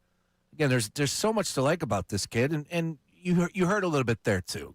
I put myself in the shoes of Mike Gansey, and I sit down, and I wish I had his bank account. No, but back to interviewing these prospects, and you can hear, the difference, and all these guys are good at the game of basketball. It's just like you got to find that guy that makes them unique that you want to bring into your building. And then look at Cameron Carr, and it was clear. Bobby Marks joined us yesterday. That was my big takeaway. That Bobby didn't really want to say exactly, but there was definitely some red flags around Cameron Carr. Apparently not with this guy. So, LeBaron Philon Jr., welcome to Philadelphia. There you go. All right. Now, if you were interviewing him, if you were at that press conference, are you welcoming to Philadelphia before your first question? Philon, welcome to Philadelphia. Congratulations on getting drafted in the first round. No. Oh, you're not. You're just going right to the question. Well, I don't know. Well, what's the protocol? How did Andrew open this morning with it? I would have congratulated him this morning. Well, no. I'm talking about if you're down there. Because I think the next time we get a new athlete in town, I want to play a game. How many times he's welcome? We'll set a number on that. I am not welcoming him to Philadelphia. I think you can get one person to welcome him, and then we move on. And then you move on. Yeah. Felt like everybody wanted a little piece of that pie. Wait. What? So it's okay to welcome him on the air with us, but if you're the person sitting in front of him, you don't welcome him. No. But hang on a second. So you have a question, you're supposed to welcome him? I'm just saying, I feel like it should be across the board. If we're not welcoming him on the air, or and the journalists can't welcome him, or everybody welcomes him. But it's also an interview, like we had Gansey on, and we were talking about a lot of it wasn't hard hitting basketball stuff. We were having fun. It's a different platform. You get one welcome. I don't like it. They can, the reporters can do whatever they want to. I don't care. Like it bothers Sean. It doesn't bother I disagree. I think you collectively, one person welcomes him. After that, it's a little overkill. Like he's welcome. A guest into the classroom. Like, all right, everybody, say hi. I'll be honest. I stopped listening. Did one of the reporters call it mobile and not mobile? I saw the Uncle YouTube Jamie channel. reports that someone said they said mobile. I saw it spelled out mobile in the YouTube chat. Guess what? Who was it? I need to know. Guess what? That person does not know ball. If they don't know Mobile, Alabama, they don't know ball. It's got to be a young reporter. Somebody that has no idea about football. And I'm not talking about the great game of soccer where we got USA. Back at it tonight. All right. There you go. Well, congratulations. We'll dig to see who called it mobile, not mobile. Mobile. Mobile. I did like the one question, though. I want to give a shout-out to whoever it was. Apologize. But the fact that he brought up, hey, man, you were very enthusiastic on the bench when your teammates would score and all that. And then LeBaron went into, he had some nickname that they call it down in Alabama where they cheer on their team. I thought that was pretty cool. These are the stupid little things that might get you selected a pick or two ahead. You just never know. Oh, absolutely. Look at what they thought of, Tyrese Maxey was crying when McCain got traded. That dude, he meant something in that locker room. He was the guy that they liked, and this kid seems like a good kid, too. I know we didn't talk about it, but since we're in the world of the NBA, there was a big-time trade this morning. LaMelo Ball to Minnesota. Yeah, for not a lot, too, right? Nas Reed? Yeah, but there was a bunch of, other picks involved. I'll have to pull it up. Nas Reed, unprotected 2033 yeah, first. Come on. 3 pick swaps in the first round and 3 second. They were getting rid of him regardless, is what that trade is. I am not a Ball fan, but look at his numbers. I heard you're a fan of Ball. Zzz, with the S, sure. All of them. Yeah, I love Is the it Balls. big? Yeah, I love the Balls. Very good people over there. So I would just say I am not a fan of his, but he has improved. He's a 90% free throw shooter. The turnovers got cut down. However, I think Charlotte made the better move, and wow, Minnesota, be careful what you're doing. Yeah, I felt the same way. But maybe they got this right. I mean, if they could keep LaMelo off of the roads in Minnesota, because you got to think about it's dangerous to drive up there, right, with all the ice and ice on the ground. I'm talking about. Mm-hmm. Yeah, it's dangerous. So he's got to be careful with that. Now, if you can get that aspect figured out, that's a good 1-2 punch with him and Ant. Yeah, I mean, he's got big talent. Charlotte's up to something, though. Are they? I think so. What are they up to? I don't know. Is this a Jaylen Brown move? Who cares? All right. We have some voice memos here. Can we hear from Derek in Bala Kinwood on the Sixers? Go ahead, Derek. Hey, guys, it's Derek. I work over here at 3 Bala at a firm. Hi, Derek. And a nickname that people often forget about, I know you mentioned Iverson, but when him and Larry Hughes were on the team, they called them the Flight Brothers.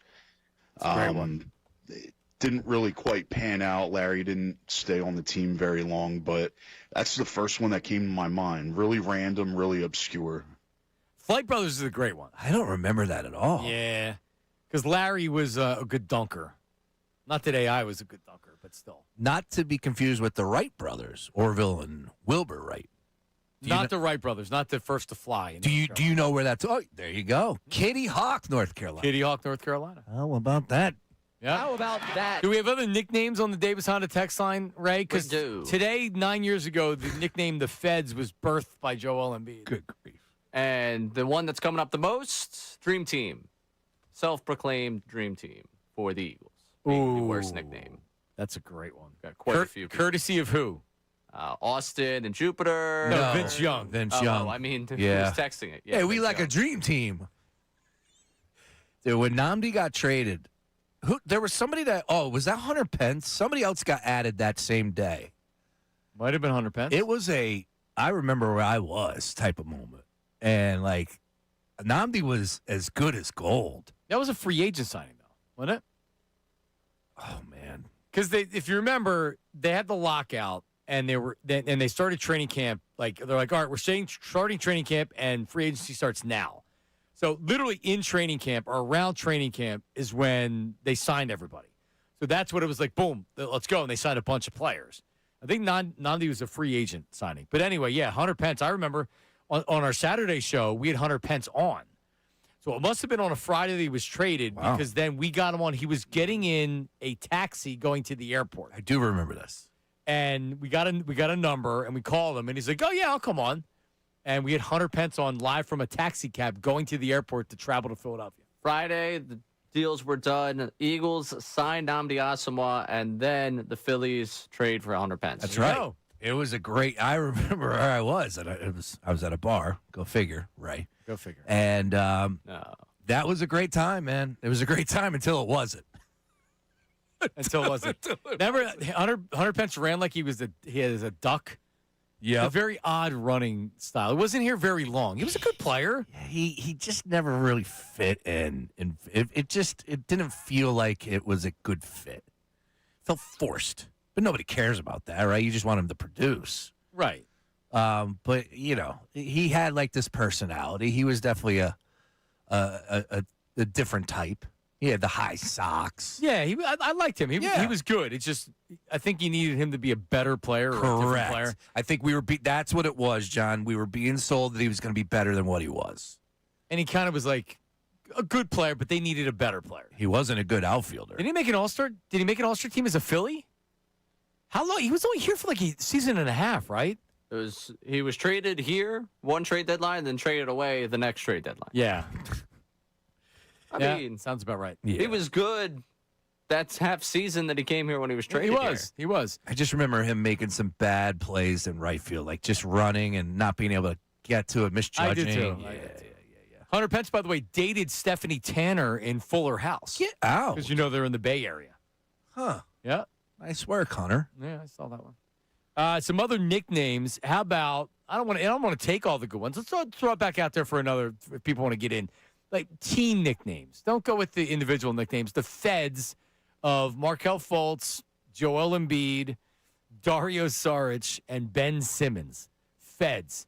Could we actually put that in Chat GPT with those 4 names and spit out? Because that's what you do today is you would just come up with that'd be the logo. Yeah. Feds. What a disaster. Yeah, we didn't get a logo. There was no shirt made. Nothing. The hell, JoJo? But I have some really good ones. I would bet that some people online were selling Feds. Yeah, probably. T-shirts. Yeah, I would imagine. A long time ago, though. There's a Barstool Fed shirt or, in that time, 9 years ago, probably crossing. You know what? Why aren't we doing a Feds T-shirt? For a throwback? And selling it. You wouldn't wear a Feds T-shirt? With those 4 buckets on there? Only Embiid's left, and he can only play 30 games a year. Think about that. Dario sucks. Fultz is a disaster. I need the Feds to show what they look like today. So Fultz, whatever he's doing. Oh, he's actually back in the league. That's right. He got back in the league. Chick-fil-A. He's got a fat face. Yep. Dario's got that nasty mustache. Yep. Simmons catching a fish. Yep. And then JoJo, like, having emergency surgery. Yeah. There you go. Poor Joe. I know. He's the only one really left. Unbelievable. Still here. No doubt about it. Yeah, we were talking about this on the draft. Remember that nugget that was popped up? Steph Curry will lead the charge. I think he's been in Golden State since 2009. If my math is correct, that's 17 years. And then I think it's Joel Embiid or Draymond before him if Draymond leaves. Or no. He's the longest tenured. Steph, then JoJo, because Giannis got moved. That was the difference. I apologize. Thank you. Yeah, it's crazy. All right, 610-632-0975. 610-632-0975. We mentioned Rossini yesterday. Did you see the story that came out? I did. Read a little bit more. What Rossini does when she gets pulled over by a cop? There's audio. Is there audio? Oh, there's audio. Oh, I didn't even see that. I didn't even hear that. Makes you just can't stomach her even more. It really does. With your boy. Who? Stu Gatz. Oh, really? Oh, that's where she told the story. I got you. Oh, Stu Gatz. You know Stu Gatz thinks that Rossini really wanted to do him. Oh, yeah. Right? Yeah. That's the thing. She flirts just enough to where everybody loves him because like, when a good-looking woman flirts with you and treats you special, even if you know that you don't have a chance, it makes you feel good and you like them. That's why everyone goes to strip clubs. I mean, there you go. You're not calling her a stripper, but it's the same. It's the same philosophy, right? She likes me. All right, we'll play that coming up next. Also, when chicken cutlets go wrong, because I created a mild controversy on social media yesterday with my chicken cutlet making and what I like to dip it in. That's coming up next. Middays with Marks, 97.5. Got something to say about Philly sports?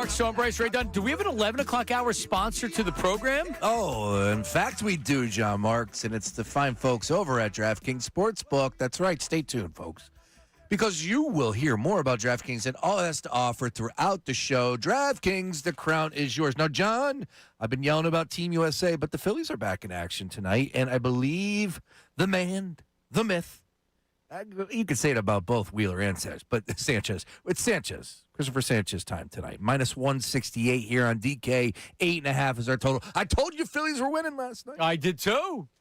And I get the parlay with the over Noah strikeouts. Let's go. 2 in a row. How you feeling about this one? Any start that Sanchez makes, you should win.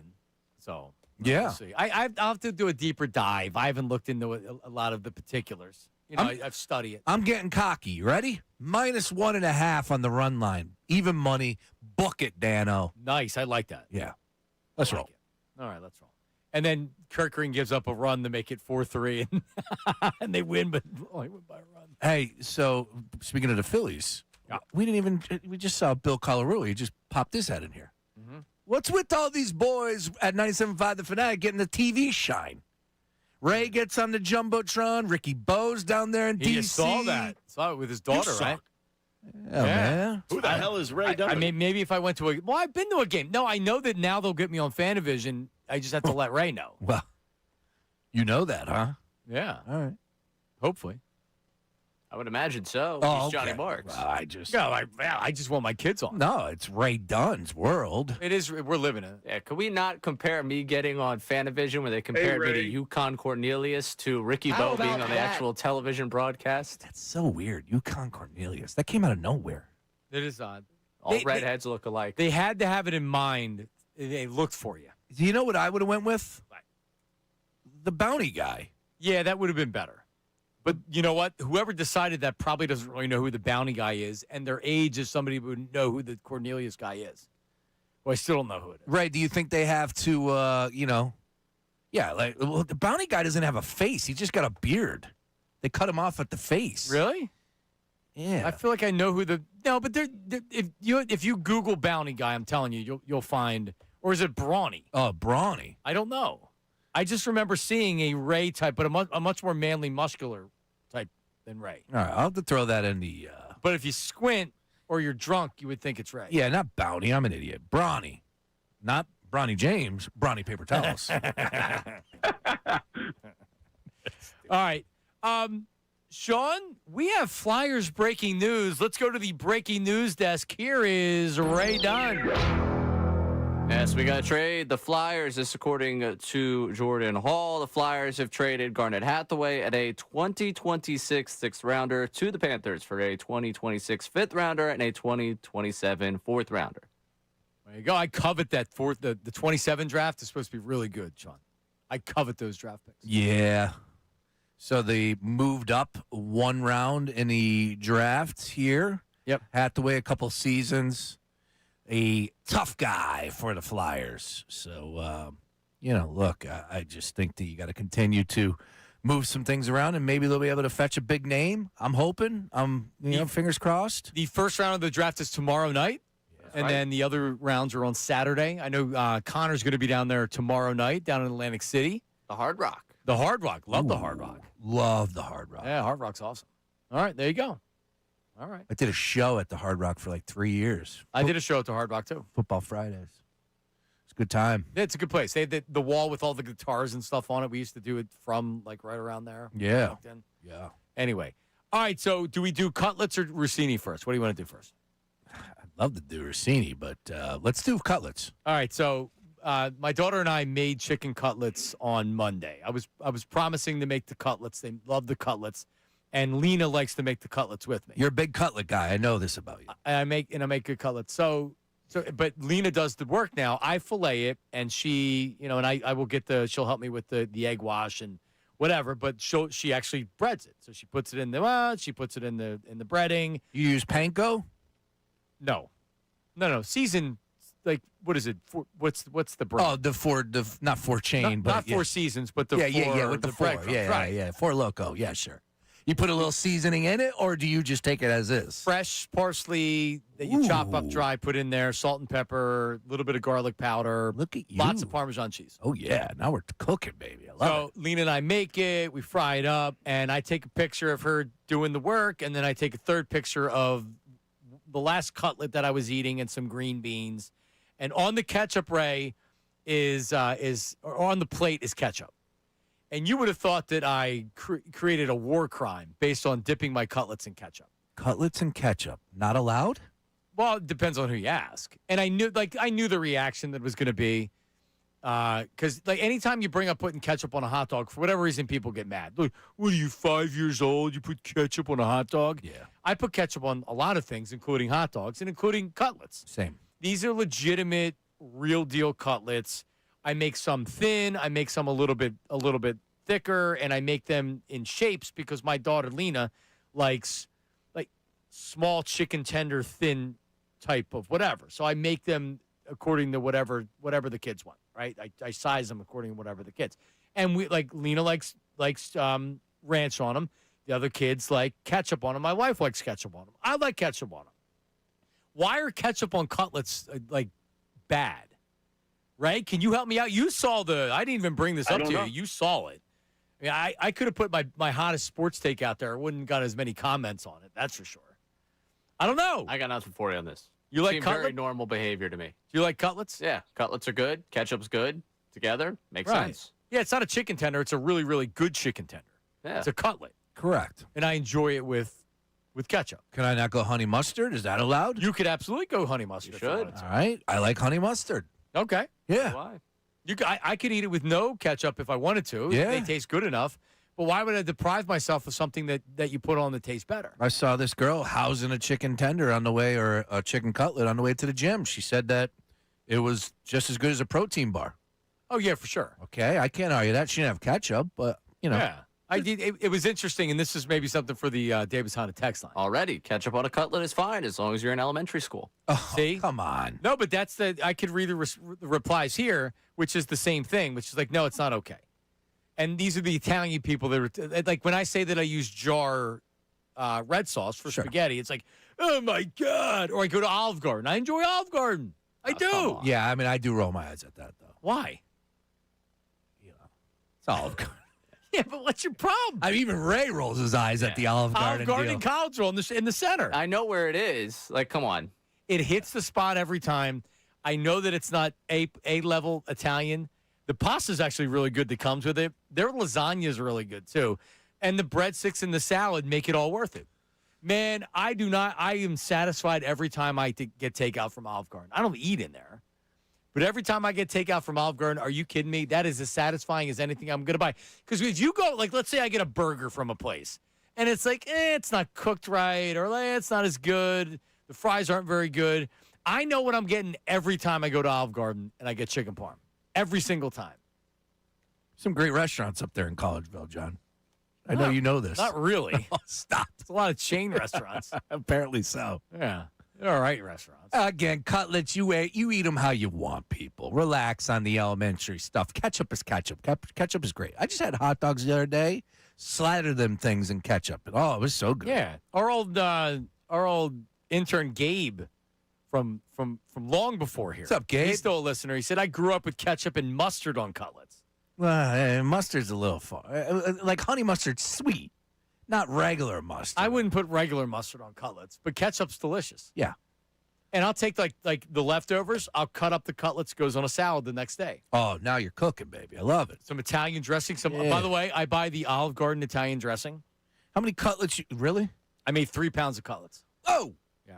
Well, it was it was 3.62 pounds when I bought it. So you figure it's probably under 3. and you fry them in what? Like Olive oil. Olive oil, just enough to get them to the top. Yeah. Okay. I'm not a big fryer. Yeah. Yeah. Yeah, no, they were great. Everybody was very happy until I posted the picture with the cutlet. So it's actually on my Facebook and my Instagram. So if you don't follow me, John Marks Media, JONMARKS Media, and you can weigh in that way. All right? So the Rossini story. You want to just play it? Do we have time to do it? You want to save it? All right, we'll save it for after News at Noon. Because Rossini got pulled over for texting and driving with her kids in the car.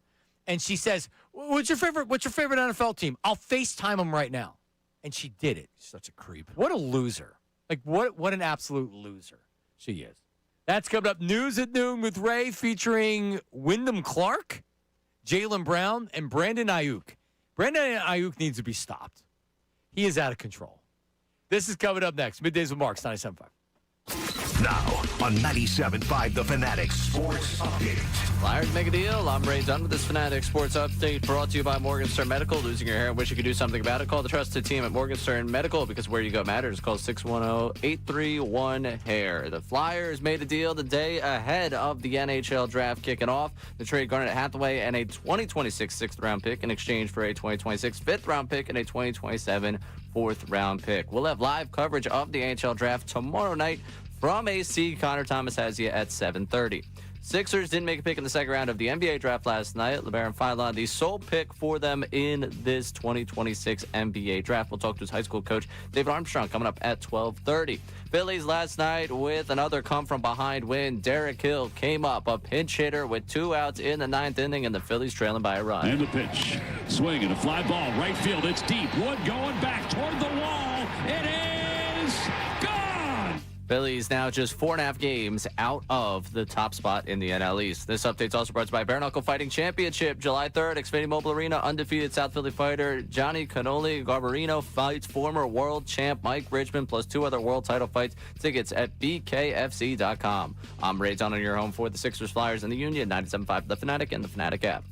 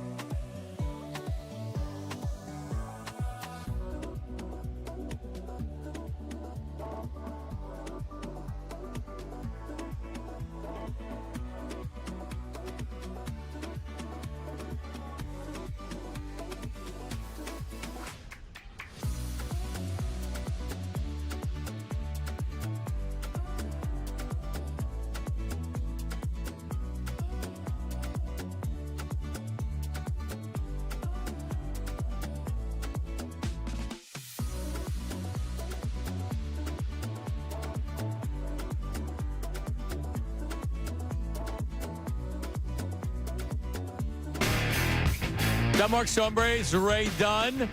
Bill Calarulo is coming up with Ricky Metallico. The Slacker is back today. I'm told that there's some people around the office call him a slacker because he took the day off yesterday. Is that true, Ray? That's true. I would never. But yeah, I think people are entitled to take days off. I do. To go see his daughter in D.C.? Come on. And they took in a game. Yeah. Why do they call him a slacker? I don't get it. Dylan's ruthless. Because they did which movie Wednesday in slacker movies in honor of Ricky. Dylan, his first day back from being gone for 3 work days for a bachelor trip across the country, decided to call Ricky a slacker. It's a very interesting dynamic and a very, very bold choice. So Dylan was at a bachelor party, too. We didn't even talk about that one. I didn't know that. How about that? Where did he go? Portland. Oh, in Portland. Portland. Sheesh. A little different vibe. Probably. Just as far, though. Farther. Oh, Portland, that's got to be 5+. Yeah, easily. My brother-in-law was just out in Portland. My aunt lives out there. Bandon Dunes he played. Not Portland, Maine, Portland, Oregon, just to clarify. Yeah. Oregon, yeah. Yeah. Well, I guess maybe he should clarify that. I thought he said the Pacific Northwest. But... Yeah, well, I mean, I'm 3/4 joking. Well, now you got me 3/4 concerned.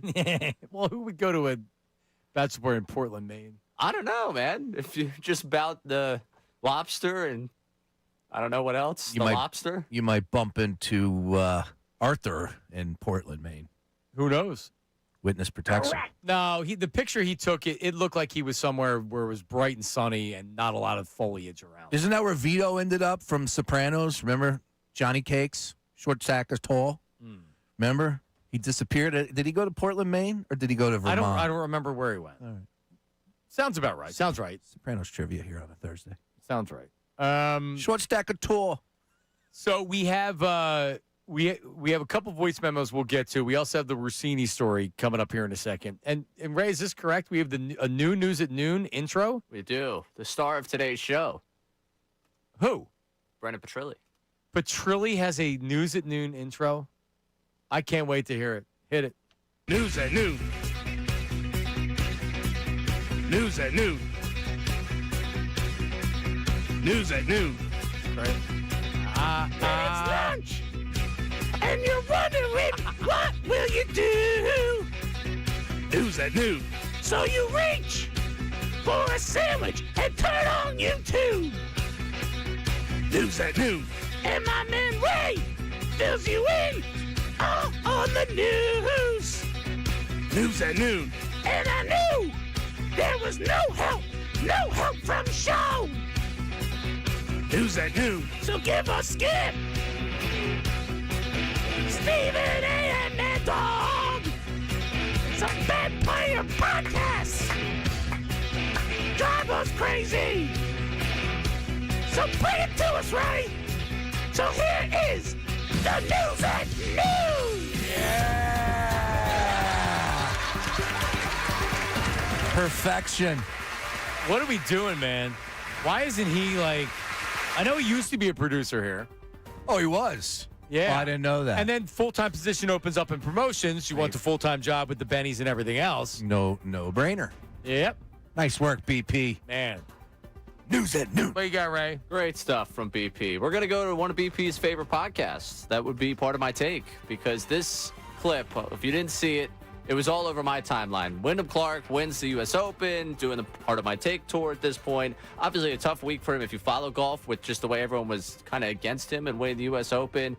And he kind of jokes about it here. But he was asked about a tweet from about a decade ago where he said, "I hate Baker Mayfield." The reason he hates Baker Mayfield.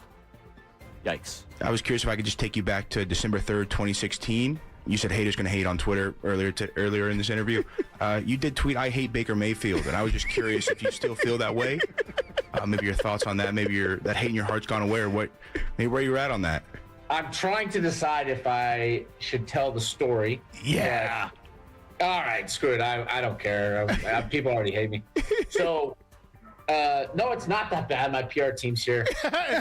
Listen, your PR team's on the hot seat because we're coming up with ideas they never thought of. No, they didn't. They prepped me for everything. They didn't prep me for this one.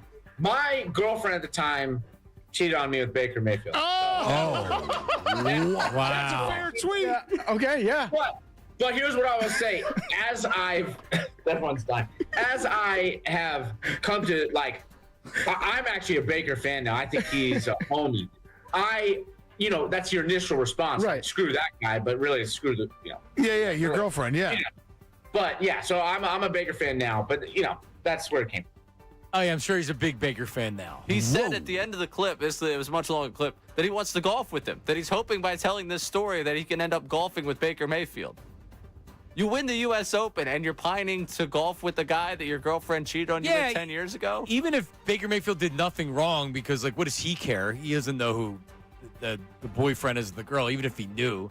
Doesn't mean I want to go golf with him. I'm going to tell you straight up, I don't like Wyndham Clark. He's a weasel. He just comes off as like that country club type. Oh, for sure. And he had the one incident, I get it, but then he had an opportunity to handle it the right way, and he dropped the ball on every opportunity he had to step to the microphone and say, you know what, I'm an idiot. I did things that you should never do. That's on me. Instead, he was talking about redemption and I don't know why people are against me. He's a good golfer. I'm not even buying this story. Something doesn't smell right. You get cheated on, and now you're like, oh, I like the guy. Like, I don't know. It's kind of weird. Did you know that Wyndham Clark's father discouraged him from playing video games and told him he would not get his PlayStation until he made an eagle? He accomplished that at the age of 6. Oh, jeez. Yeah. He had a hole-in-one at the age of 6. Yeah, I don't like this guy. I don't like him. From Colorado. Yeah, there's something about him. Something just rubs me the wrong way about him. I will tell you this much: he pulls ladies. So that he's one. He's rich. He's rich and like above average. Here's a quick one for you. So when he wins, the lady, the wife or the girlfriend runs out into the green, takes a picture with them. The previous championship that he won, he got a picture. He's no longer with that girl. Now he's with another influencer girl. So she runs out there, gets the picture with them, and people are questioning whether or not, you should take a picture because 5 years down the road, you're looking back, you're like, well, what happened to that girl? Well, also, like if it's just the hooch of the year, do you really bring her out for the picture after you won a major? The hooch of the hour, apparently, with that guy. Right. And listen, God bless him. Yeah, he's doing well. He's doing well. Yeah. He just won. He's got a couple mil in the bank, and he's pulling influencer tail. But the treatment of those people in Long Island, poor Wyndham Clark, the treatment was so unnecessary. So mean. Oh, God. All right, Ray, what else? All right, next up, Jaylen Brown giving Stephen A. exactly what he wants. Leader behind that was ESPN. ESPN is unethical, and Stephen A. Smith is the head face of that. But, the organization, the players, they were all in agreement. They all knew what I meant by that. Our team was basically salary dumped. We lost a lot of players. Jaylen Brown defending his comments that it was the most fun year of his life. Yeah. Like, I mean, I don't know. Like, the context, I don't know. I mean, here's the reality of it, that these rumors of him being traded didn't just start after that comment. This has been talked about for years. The year they won the friggin' title, it was talked about how there wasn't great chemistry between Tatum and Brown, and that hasn't went away, and they just tried to trade him. Like, just, dude, you're not, like, he's not doing himself any favors by coming out and continuing the Stephen A. Smith stuff. All right? Like, is it making him look any better? I don't know, man. Like, I'm just so over it. Yeah, but Stephen A. responded. I know. And then that's back and right. forth. That's what I'm saying.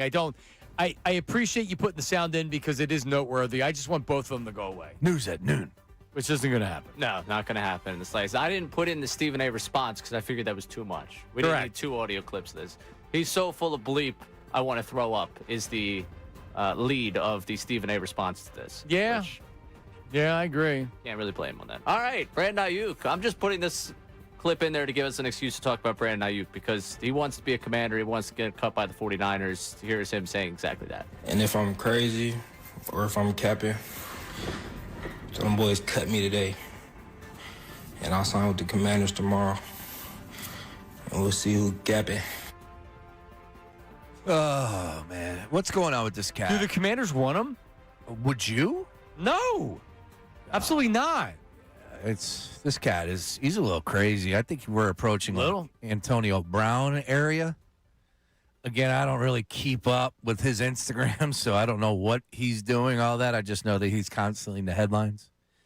And Brandon Ayuk, like, come on, man. You know, is that the end-all, be-all for the Commanders if they do get him? He's had a couple good seasons with the Niners, but I don't know. Well, the last 49er receiver they acquired, Debo didn't have a great year last year, did he? No, don't think so. Yeah, I think Debo at this point is kind of like an wide receiver. I think Ayuk's better, maybe, but still, like, is it really worth it? Yeah, I don't think he's just going to step in and be that guy that you need, that you want, and, you know, all of a sudden be the team player. I think that, as a matter of fact, I did see the tight end for the 49ers, forgive me, for slipping my dang brain. He talked about it. He's like, yeah, congratulations, because all that comes with him, you know, enjoy it. He's the talent, but there's a lot of baggage that comes with Brandon Ayuk. Yep. All right, news at noon. Thank you, Raymond, for that. All right, so the Rossini thing that we're talking about. Yeah. It is unbelievable. So the new article from the New York Times that came out yesterday opened with the story she told on a podcast earlier this year, and it was with Stu Gatz. I didn't even know that because I don't pay for the New York Times. Can I read the story because I have The Athletic? Mm-hmm. I can? All right. I think so. I don't know about that. Oh, sorry. I wasn't. I mean, I tried to yesterday, and it kept asking me to log in. That was a feel fact. Yeah, I was gifted a free New York Times article, which is how I could read this article. Okay. Well, so a police could I just play the audio? Do I need to tell the story or? She does a pretty good job here telling the story herself. All right, this is with her boyfriend, Stu Gatz, telling the story. Listen.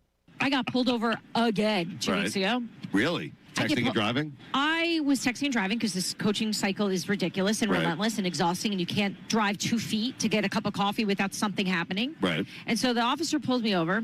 I've gotten pulled over twice in a month, actually. The first time Joey was screaming in the back, he opens the window and he goes, "You got enough problems, go." And he let me go because he felt so bad for the ridiculousness. He saw your kid? Okay, so the second time. I don't want to say too much of this, but I'm not going to say the team or the coach. Okay. But the police officer pulls up and I said, "Listen, Sean McDermott just got fired. I am in the middle of this right now. I know you don't care as a police officer, but I feel like I need to let you know this." And he said, "Well, I'm not a Bills fan." I'm like, "Oh, you're Jets, so this is good news for you, right?" Like, he said, "No." And so he names the team. I go, "Oh, I love that team." I go, "Do you want to talk to the coach? You should talk to the coach." I FaceTime the head coach. Head coach is in his office. He's like, "What's up?" Oh my. I go, "I just got pulled over and I just wanted to meet my friend, Officer Joe." And the head coach played all into it. And he's like, "How you doing?" He's like, God. "You should let her go. Yes. She's a good citizen." You know, officer's just like, "What is happening right now?" Who does that? I was desperate. I don't want to get a ticket. My husband's going to kill me. Right. I'm texting and I shouldn't be doing that. I know that. Oh my God. I am so proud of you. Of all the ways to get out of a ticket. Coach, to get out of a ticket. I wish I had that kind of access. Like, what a nasty play, but it worked. Right. Yeah, you do. You've got plenty of those in your bag there, Diana. A lot of nasty. So plays. I mean, like it goes. She has a whole routine. Yeah. Of the kids and like she's such a mess and the husband will be mad at her. Oh, and he's the gonna kids kill are screaming me. and yelling. Husband. That's probably the worst thing that Like can I happen between them. Yeah. Ray, I don't like. I'm not disputing what she said because I probably believe it happened, but it goes along her. Every time she's doing an interview with whoever she's comfortable with when she does the appearances, this is the kind of stuff you get. It's always family stuff. It's always personal stuff. It's smart. It endears you to the listeners and to the hosts. It's smart. Yeah. Like, no, you shouldn't be texting and driving with your children in the car. Like, I'm not going to act like that she's the only person in America that does it, so I'm not going to get all high and mighty over that. I don't know, man. Like, I know the New York Times responded back to said that was unacceptable. Yeah, but you could even say, I don't know, whatever about the police officer. It is what it is. I'm saying strange stuff like that happens all the time. It's just more of the same from her. More of the, just another chapter in this book that continues to be written.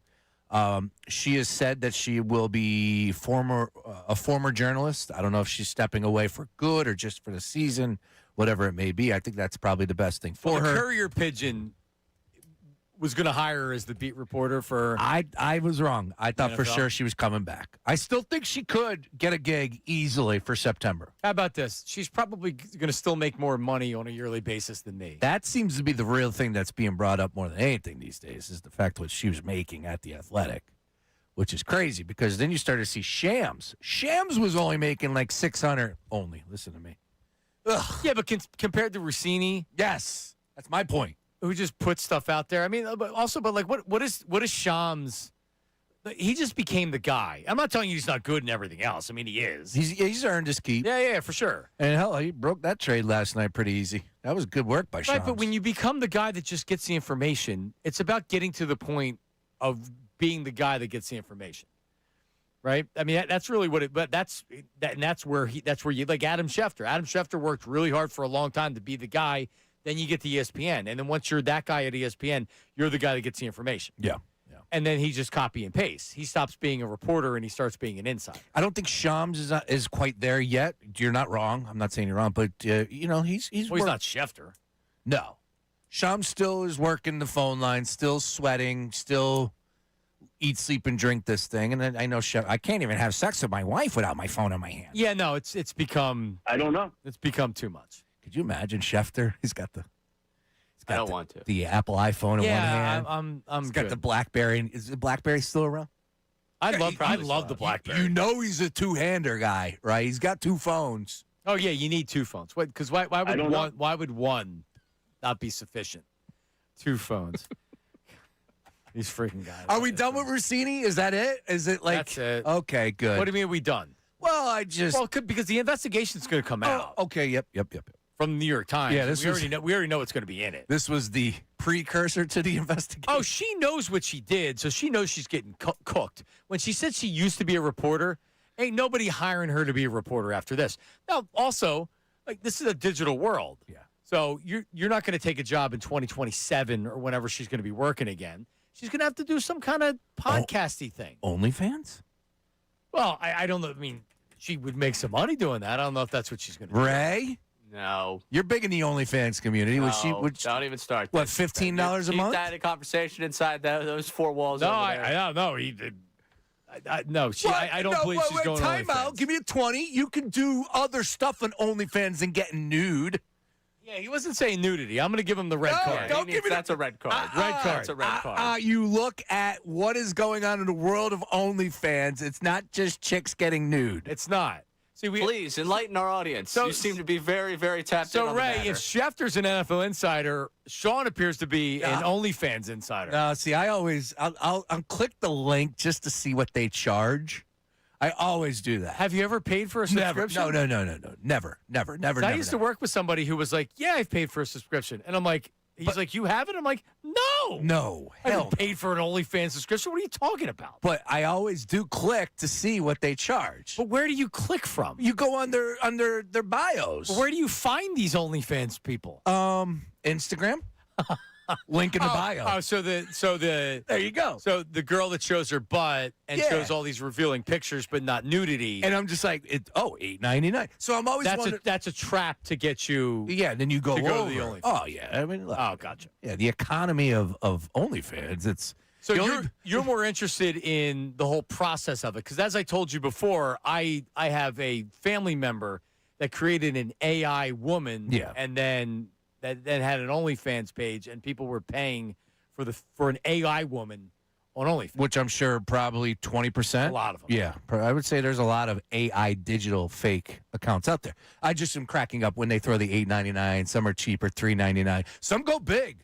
Some girls go big. It's like $24.99. Like, damn, girl. All right, $24.99 What do you get a month. for that? Not a damn thing, dude. No? No. Now, I wouldn't know because I've never subscribed to anything OnlyFans related. But it can't be anything exclusive text messages, John. Oh, so is that what they do? They'll message you? Yeah, but they don't message you. It's it's a service. It's the AI bot. No, but they're literally like there's a company out there that handles all of it. Am I allowed to say we're a dumb society? Like, is that not known? Not by the dumb people. But yes, of course, we're a dumb society. But if there's so many dumb people, they don't know we're a dumb society. Correct. They're dumb. There you go. Another correct by Sean. Correct. Let's go USA. All right, give us a. What are the voice memos? What do we have on the voice memos? We got a nickname. We got ketchup takes. Give me ketchup take voice memo. Jeez. What do we got? George the plumber from New Jersey. Listen, ketchup is great on anything. Doesn't matter if you're a kid, you're an adult. You enjoy what you enjoy. That's what life is about. Screw the haters, man. Yeah, I mean, that's everybody can say it's America. You can do whatever you want to. Yeah, of course. But everybody has opinions on things too. You're allowed to have opinions. Yeah. Like last night, I made a 5-egg ham and cheese omelet, and I put ketchup, not a lot of it, and I didn't have a side dip. I just put like 2 streaks over the top of the omelet. How hungry are you? You had 3.5 pounds of cutlets made, and then you made a 5-egg omelet? 5-egg omelet. Damn, dude. Yep, ham and cheese omelet. Are you training? You doing the Ironman? I was hungry. Apparently. Yeah, 5-egg. I mean, listen. All right, so a little ketchup on top of the eggs. What I've learned is if I eat a little bit more, I'm not as likely to snack later. I agree. And that's a good protein source. Eggs, obviously. It's very good. Yeah. Yep. Yeah, so just like not a lot of ham and cheese, not a lot of good ketchup, but like 1 squirt, 2 squirts, and that's it. Right on top. Boom. Works, man. Gives it a little taste. Yeah, I subscribe to the theory, what I eat don't make you, you know what? That was Jay-Z that said that. The great philosopher. Don't make. What I eat don't make you go to the bathroom. Oh. Yes. Gotcha. Stay on target. All right, coming up. So we heard from LeBaron Philon earlier. So somebody on our was it our text line? So we have a listener out there. Text line. Jay from Alabama. Jay from Alabama said, "Hey, I know his high school coach, and he's really good. You want to get him on?" So Ray's like, "Yeah, let's get him on." So courtesy of one of our listeners, David Armstrong, who was LeBaron Philon's high school coach, and if you look into it, he gets a lot of credit, a lot of props for developing the young man. He's going to join us coming up next. Middays with Marks, 97.5 The Fanatic. Don't go anywhere. Now on 97.5 The Fanatic Sports Update. Flyers make a deal. I'm Ray Dunn with this Fanatic Sports Update. And 1 day ahead of the NHL draft, the Flyers have made a deal sending Garnet Hathaway and a 2026 6th-round pick in exchange for a 2026 5th-round pick and 2027 4th-round pick from the Florida Panthers. Tomorrow night, we'll have live coverage for you beginning at 7:30. Connor Thomas taking you through the Flyers draft special. 76ers draft, it's all over. Only 1 pick for him. LeBaron Philon, the sole pick in the 1st round. Sixers didn't make a pick in the 2nd round last night. We'll talk to his high school coach, David Armstrong, coming up in the next segment. And for the Phillies last night, another come-from-behind victory. Derek Hill down to the last out, down a run. He's pinch hitting, and this is what happens. And the pitch. Swing and a fly ball. Right field. It's deep. Wood going back toward the wall. It is gone. Hill, a 2-run pinch hit home run. Derek Hill giving the Phils the lead, a 5-4 win, and now 4.5 games back of the Braves in the NL East. This update's brought to you by Straight Talk Wireless. Every now and then you find a deal where you get more and pay less. Now that's a good deal. That's Straight Talk Wireless on Verizon's 5G network. Find it exclusively at Walmart and StraightTalk.com. I'm Ray Dunn in your home for the Sixers, Flyers, and the Union. 97.5 The Fanatic and the Fanatic app.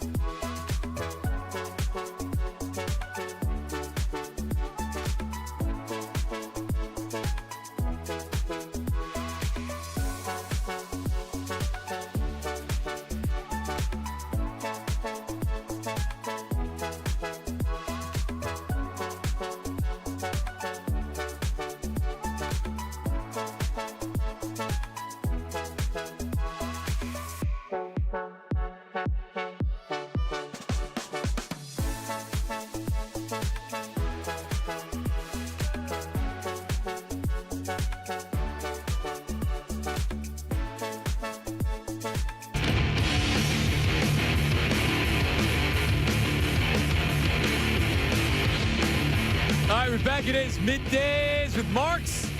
John Marks, Sean Brace, Ray Dunn. 76ers select out of Alabama, LeBaron Philon, who Sixers fans are getting excited about. We want to learn a little bit more about him. He spoke to the media today. He was on the station this morning. To do just that is the head coach. I want to make sure I get this right here. I was just Googling images of him. See, he's the head basketball coach at Baker High School in Mobile, Alabama. And he was the head coach of the new 76ers first-round draft pick. His name is David Armstrong. We have him on Zoom. He joins us right now. David, thanks for a couple minutes. How are you? I'm doing fine, fellas. How are y'all?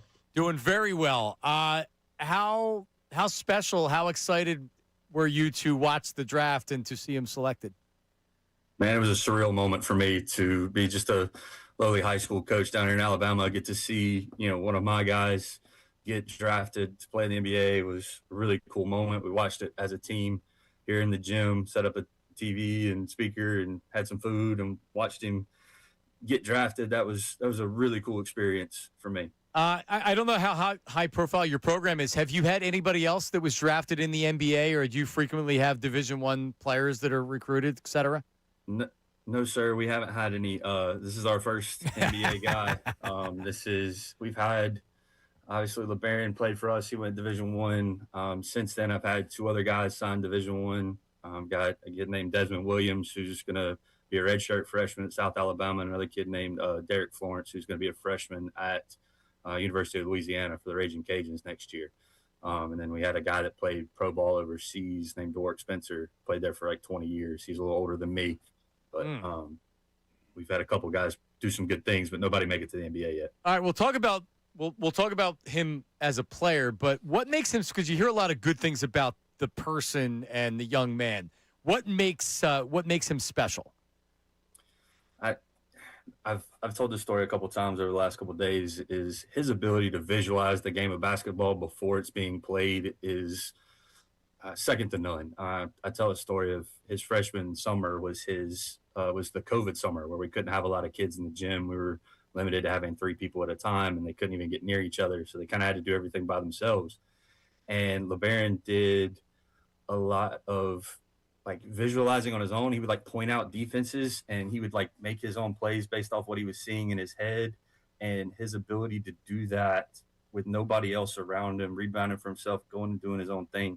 I knew right away that any other kids do that. They go in there and shoot, and they'll run around and shoot all day, but they're not trying to create moves off of defenses they're seeing in their head. So when he plays the game of basketball, he's seen it before. Just in between his own ears is the only place he's ever seen it.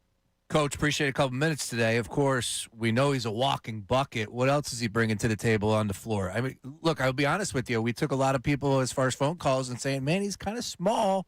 We already have 2 small guards. Does he play big? Defensively, does he stand out? What are we expecting here with LeBaron? I think he's a lot better defender than people give him credit for. I think part of that's my fault. When he was in high school here, I really needed him to score, so I tried to tell him not to foul people. So he kind of had to do some things that didn't look like he was playing hard on ball defense, but he could always do it if we needed it. Late in the game, he wasn't in foul trouble. If he needed to get a stop, he dang sure could do it. But he has incredible instincts. If you'd have watched him play at Alabama, and I'm not sure how much the people of Philly watch Alabama basketball, but if you watched him play at Alabama, even though he was undersized going in amongst trees in the SEC, you could see him push around some big fellas to get his shot off. He's deceptively strong, super smart, super quick, deceptively athletic. He can get up when he needs to. You didn't see him dunk a ton at Alabama, but I've seen him do it before. I know he can do it. So he's got capabilities that just don't always show up in his game, but they're there. And I heard him say it today in his press conference. He's a very adaptable player. He can do a lot of different things. I don't think you can just picture one season and say who he is. He's done a lot of different things over his career. Could you give us an NBA comp? Like what type of a player? Because we had. It's funny you mentioned the dunking thing. We watched the highlight video and he didn't dunk it once, and that's one of the things they say is that he doesn't play above the rim, but he can still score. And like he's crafty. A lot of the words you see are crafty, but like give me an NBA comp, somebody that we could maybe see him develop into. I think the most popular one right now is to say he's like Shea. He is capable of getting to the rim like that. He's capable of using contact to his advantage and getting himself to the free throw line. You know, we did that a lot when we had him. If we were down or a close game late in the game, we would just attack the rim and dare you to foul us and put him on the line, and he'd make his free throws, which is a lot of what Shea does. And he has the ability to create those mid-range shots and shoot those things. And you know, the floater around the rim is deadly. I think when he was coming up around here, a lot of people wanted to compare him to Kyrie because the way he was able to handle the ball. He puts it on a string and he can do a lot of different things with the ball. You know, I hate comparing players. It's not my favorite thing to do, but I think in today's game, he's a lot like Shea. I think he can do a lot of those same things, and I can't wait to see what he turns out to be in Philly. Talking to David Armstrong, the head basketball coach at Baker High in Mobile, Alabama. He had LeBaron since a freshman. So you saw, he's 14, 15 years old, a young man. So, like, the Sixers have noted this, and they said it publicly. They're bringing in high-character players. They're bringing in guys that are going to fit the culture they're trying to build. Tell us about LeBaron, the culture, the guy that we're not the player, but the actual young man that we're going to have. He's a really good kid, and he loves the people around him. He does a great job of getting the guys around him involved in the game and being, you know, their fan when he needs to be. I've got a picture somewhere on my phone of a high school game where I didn't play him in it because he tweaked his ankle just a little bit, not bad, and we were playing a team that we really we didn't need him that night, so we needed him to, you know, take a rest before playoffs. And he's standing up on the bench with all the other guys celebrating somebody who didn't play nearly as much as he did, getting excited for them.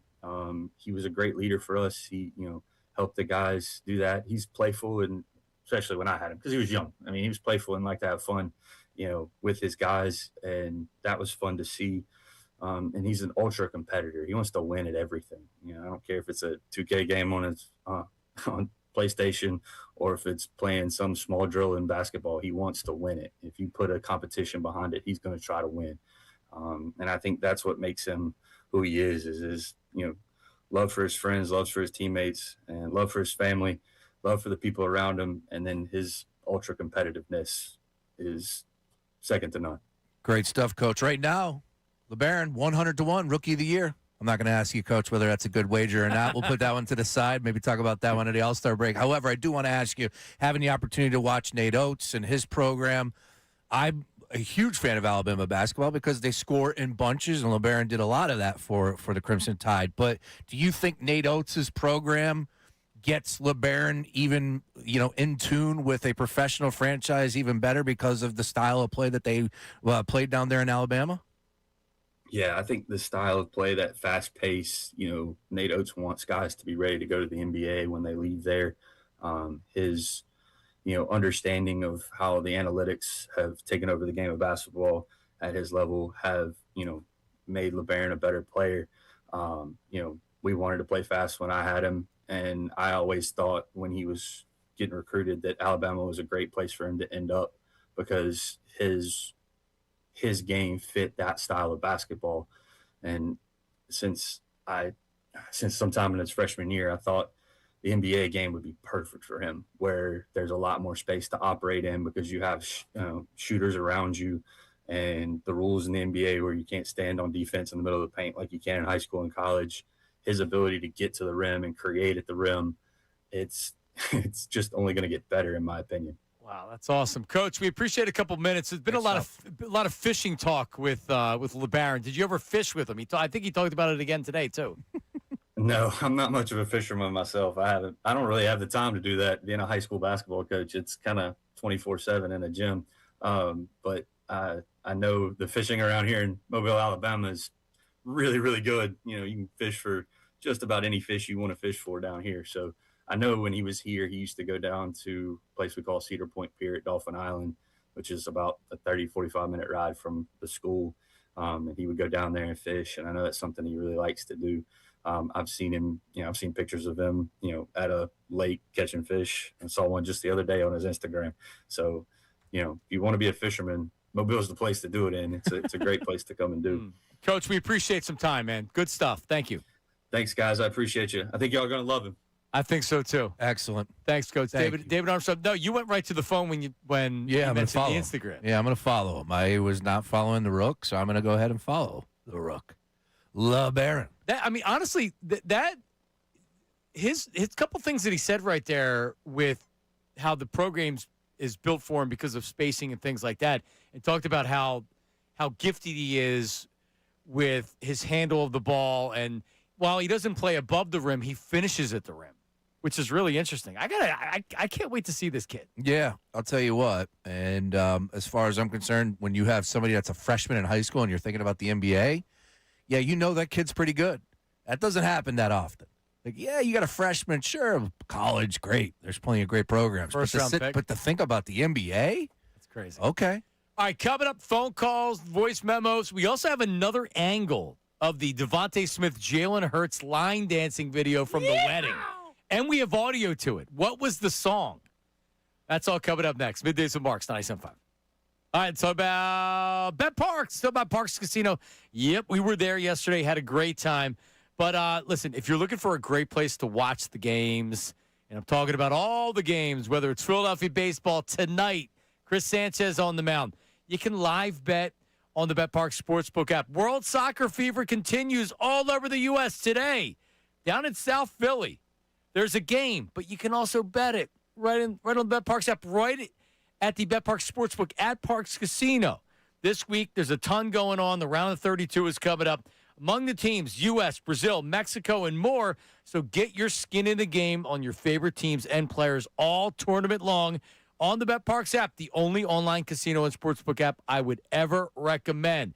The entire soccer tournament, special odds boosts, team and player props, and much more. Bet on your favorite teams and players from around the world, or you can enjoy classic casino games right on your phone all summer long. You must be 21 and in PA, New Jersey, Michigan, or Maryland. Details at betparks.com. Gambling problem? Call 1-800-GAMBLER. Philadelphia.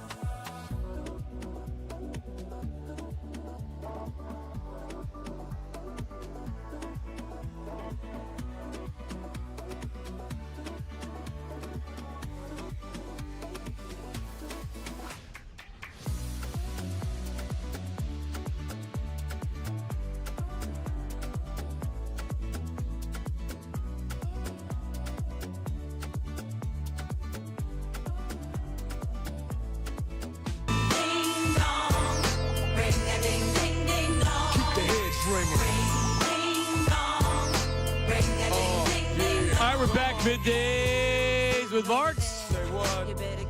We'll check back in on the phones and on the voice memos on the David's on the text line. But a new angle from the Devontae Smith, Jalen Hurts line dancing has emerged, Sean Brace, and you saw it. Yeah. You are Club Hurts. That's it. Yeah, president of Club Hurts, of course, VP, is out in the boat somewhere, hopefully going to win $50,000 today. Shout out Petrilli. But, yeah, Club Hurts, and I'll tell you what, I just think it was hysterical from yesterday where we were like, nah, that's not real. And then literally during the commercial break, we're like, no, his agent put it out. So she was the one that put it out on her socials. ESPN had it. Everybody was talking about it this morning, cutting the rug. And now we got this reverse angle. And it even gives you a little bit more. I'm telling you, dude, like the road to the Super Bowl started at the dance floor at Devontae Smith's wedding. I feel great.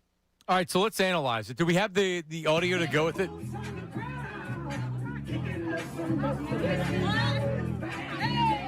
That sounds like James Brown. Well, it's not. I don't think it is, but it's not a country song. What is it? Can somebody identify it? I don't know it. Text line 610-632-0975. YouTube chat. Look for the answer. Can you play it again, Ray? I have no idea what it is. I thought that they were because Devontae's danced and or he's wearing essentially like a cowboy. He's got Jalen's got a 10-gallon hat on.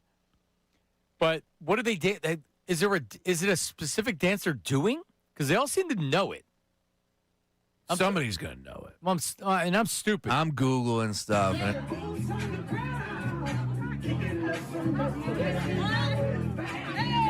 I don't know what I expected, but there it is. Boots on the ground line dance.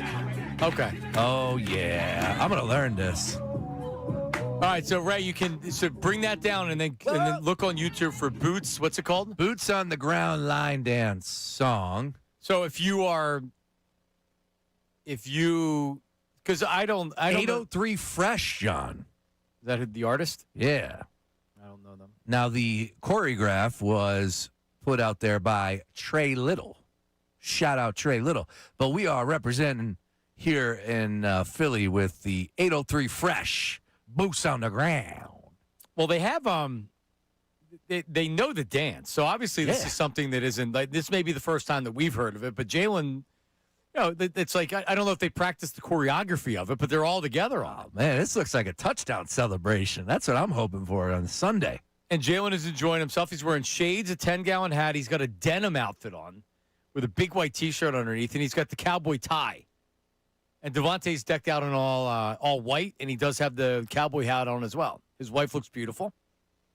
And there's other people out there that are like, there's just a gentleman, the Jalen's right, that's wearing a black T-shirt and some boots. I'm telling you, man, line dancing taking over, bro. I'm telling you, I've been watching. I've been seeing a lot of line dancing on my phone. You think we could get this together by tomorrow? No, I'm not here tomorrow. Oh, damn. No, yeah, here it is. Where them fans at? Where them fans at? Hit me one time. Because it's just foot out front, foot in the back, foot out front, foot in the back. Look. So Ray, it's just this. I got my boots on the ground. Where the fans at? Hey. Not really all that complex. Get up out your seat. Let your body move. This is awesome. Oh, okay. Sipping on moonshine. I love me some moonshine. I'ma get behind it. Hey, man. Uncle Jamie checks in and says the reason they know it is they were in Alabama. Yes. And they probably did a class to get credit for it. There's some southern people now. That's what this is. Exactly that. That's like, they're not doing this at Chess Cafe. And, we know Jalen and Devontae are definitely not from Philly. We know that. But they look good. The thing I would say is, now, when did this song come out? I'm trying to find the Boots on the Ground. Apparently it just came out. Oh, so it's new. But they got it down But if you look at the moves, look at the video, it's not very complex. No, it's not. And the thing is you could take that type of dance from a different song and then apply it to that. But there is a spin move they do. Yeah, man. And a clap. You got to clap now. Yeah. And Devontae starts doing some dirty dancing with this lady. Hey now. In the video. Just a little poke. Ray, could you pull this off? He was doing it in Jamaica. Can you do this tomorrow for us? Ray, Sean won't be here, but can we video you trying to do this tomorrow? Sure. Damn. I want to do some line dancing. Sure. I'll come in next week in my Jalen Hurts jersey and do it, all right? How about that? I got a Devontae jersey. Me and BP, we'll have to roll this. Can I wear my A.J. Brown jersey? No. Definitely not. Why not? I said I was a diva. No. Now, is AJ seen? Because remember, there was the guy that kind of looked like, if you squint, kind of looked like AJ? That wasn't him. That's the other angle. Yeah, that wasn't him. That wasn't AJ. All I know is this. No, man, you got great chemistry on that dance floor. Everybody's moving as one. Oh, here's the guy. Yeah, that's him. There's the guy. Yeah, that's not AJ. It's definitely not AJ. AJ. Probably slap you across the face. That's J.A. That's who that is. That's his cousin. No, what? Look, it's like they're moving as one organism on that dance floor, one unit. Yeah, if I had someone in front of me doing it, I feel like I'm in a much better spot. All right, so you and who? Who else would do it, you think? Colarulo? Bill's a big dancer. Bill will probably do it. All right, you and Bill. I don't want to do it. Why don't we get the whole damn team involved? Wouldn't? You know what? It's a Let's great get idea. the whole. Come on now. I want Vito at this. I want Dylan. Homework assignment. Everybody's got to learn this dang line dance, and we're doing it on Monday. Doesn't Bill look like he would be able to wear a cowboy hat and do it? Yeah. I'm not buying a cowboy hat. No, I have a wings cowboy. You have one? Yeah, I got one. Yeah, I can wear it too. All right, so if you have a cowboy hat, wear it. Yeah, I'll bring it. I'll bring the cowboy hat and the Devontae jersey. Okay. All right. All right, Monday. We're going to have to do it. Whoa. Did I play that on our sister station? What's our sister? XTU, I do not believe that it makes XTU. They don't play Boots on the Ground? Andy Summers, we'd have to ask her. That's a good song. It is a great song. I liked it. 803 Fresh. Somebody told me Ish from Levittown knows the dance and knows the song. Ish, go ahead. How are you? Hey, how are you guys? Hey, buddy. Hey, Johnny, Sean, how are you guys? Sean, I'm glad to hear you back on the radio. You too, Johnny. I just have a question. This season with the Eagles, do you think that Devontae is going to have a big season? And do you think we're going to go more in the tight end formation and by running the ball more too? Sorry, I took a bite of my sandwich. Yeah, somebody's sending me all these videos. Our good friend Jeff Moore is like, how do you not know this song? Where them fans at? Ish, do you know this song? Put whatever question you ask to the side. He's bringing up positional I don't want to talk tight ends right now. Johnny Munt's a hell of a blocker, Ish. I want to know whether or not you've heard of 803 Fresh and have danced to Boots on the Ground before. Yeah. Matter of fact, Ray, are you back from your vacation, Ray? I am. Ray, are you back? I heard you was in the Bahamas, Ray. We could do the 304 dance, Ray. You can have your little cowboy hat on and your little cowboy boots, dressed as Al from the Toy Story, Ray. Would you like that, Ray, man? Would you, Ray? He was in Jamaica, but Ray, would you like to do it? Would you like to dance for Ish? No. Your little not for cowboy Ish. boots? Certainly not for Ish.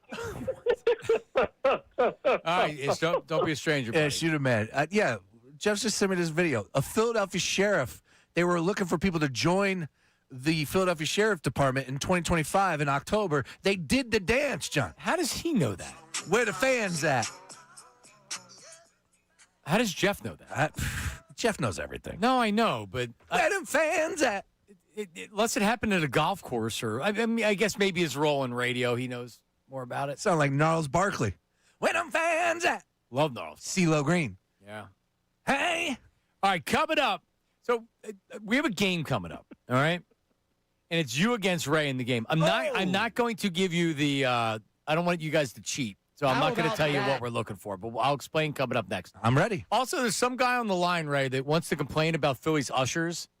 He's trying to expose them. Oh.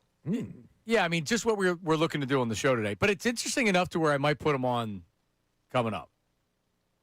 All right, so we'll see if he holds. Where them fans at? Ray against Sean coming up next. Middays with Marks, 97.5. Now on 97.5 The Fanatic Sports Update. King of the Hill, I'm Ray Dunn with this Fanatic Sports Update. The Phillies with another come-from-behind win last night, courtesy of Derek Hill. The Phillies trailing by a run down to their last out. Pinch hitter Derek Hill steps to the plate, and that's that. And the pitch. Swing and a fly ball. Right field. It's deep. Wood going back toward the wall. It is gone. Hill, a 2-run pinch hit home run. Phillies with a 5-4 win over the Nationals last night. Just 4.5 games out of first place in the NL East. They will wrap everything up from D.C. tonight. The Flyers made a deal today, trading Garrett Hathaway and a 2026 6th-round pick to Florida in exchange for a 2026 5th-round pick and a 2027 4th-round pick. NHL draft is tomorrow night, and Kyron Thomas will be live at 7:30, getting you set for it with the Flyers draft special. And the 76ers did not make a pick in last night's second round of the NBA draft. LeBaron Philon, the sole pick for the 76ers this year. This update is brought to you by Bare Knuckle Fighting Championship, July 3rd, Xfinity Mobile Arena. Undefeated South Philly fighter Johnny Cannoli Garbarino fights former world champ Mike Richmond, plus 2 other world title fights. Tickets at bkfc.com. I'm Ray Dunn on your home for the Sixers, Flyers, and the Union. 97.5 The Fanatic and the Fanatic app. Start your day the right way. Tune in to Kincade.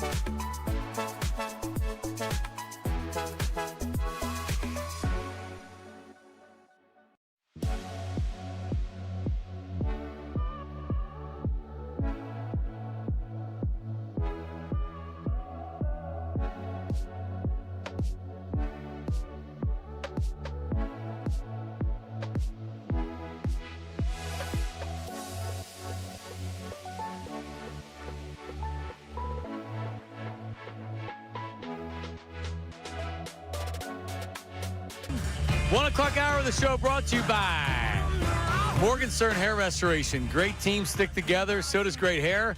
Morgenstern Hair Restoration Championship results. Visit morgensternhair.com, 610-831-HAIR. Still haven't seen my TV commercial. No, I have not either. Oh. I'm on the lookout, though. And I haven't had a lot of people that have seen it.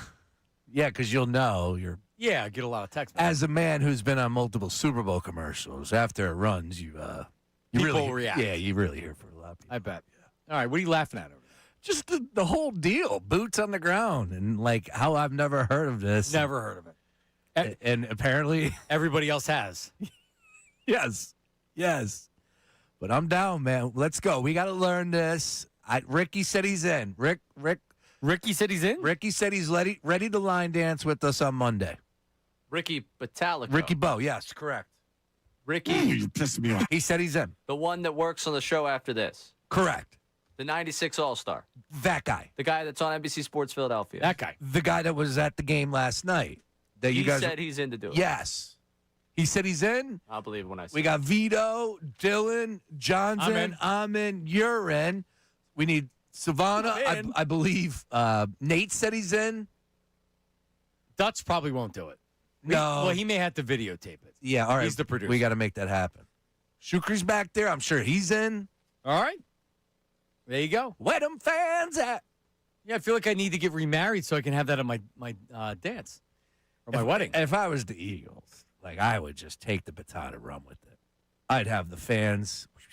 They look good doing it. They too. do. They do. Look like a lot of fun. I'm gonna have Cowboy Night at Lincoln Financial Field. Hey, why don't we do it here? Whoa, I don't know if that's allowed. Yeah. No. Well, that's crossing streams. Hang on. Let me bring that back. That idea. Wild West night. There you go. There you go. See, that's why he gets paid. Well, you just do line country line dancing night.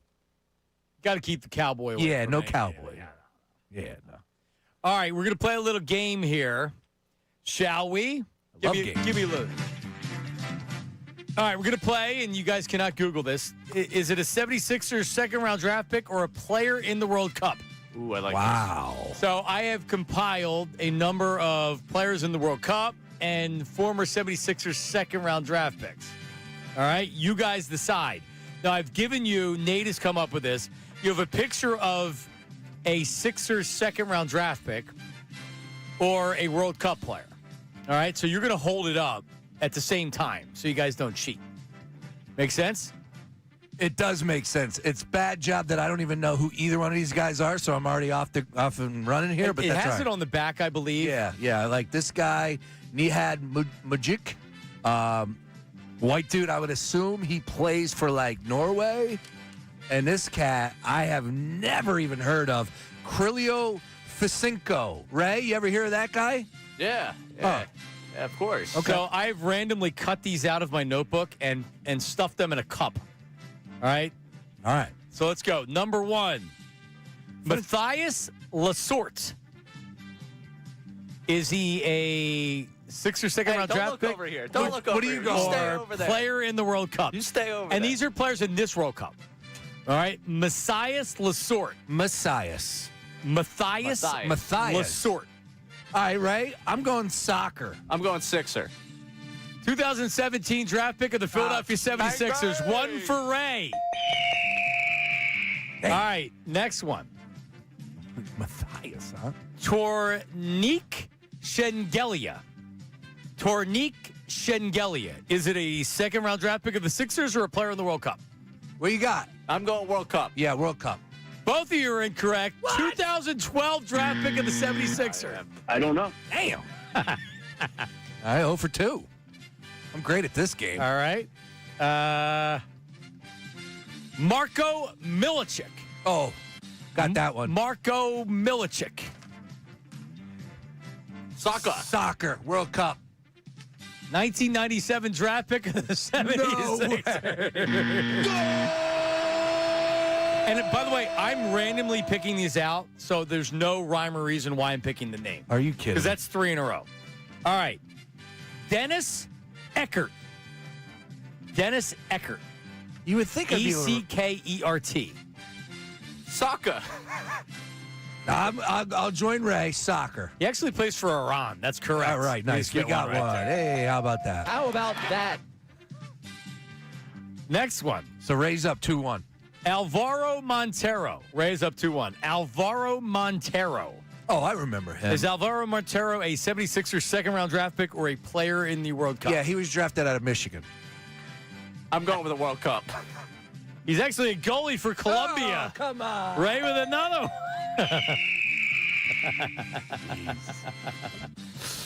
All right. How about Jaden Nelson? Jaden Nelson. With the name Jaden, I've been watching World Cup. I don't remember a Jaden out there.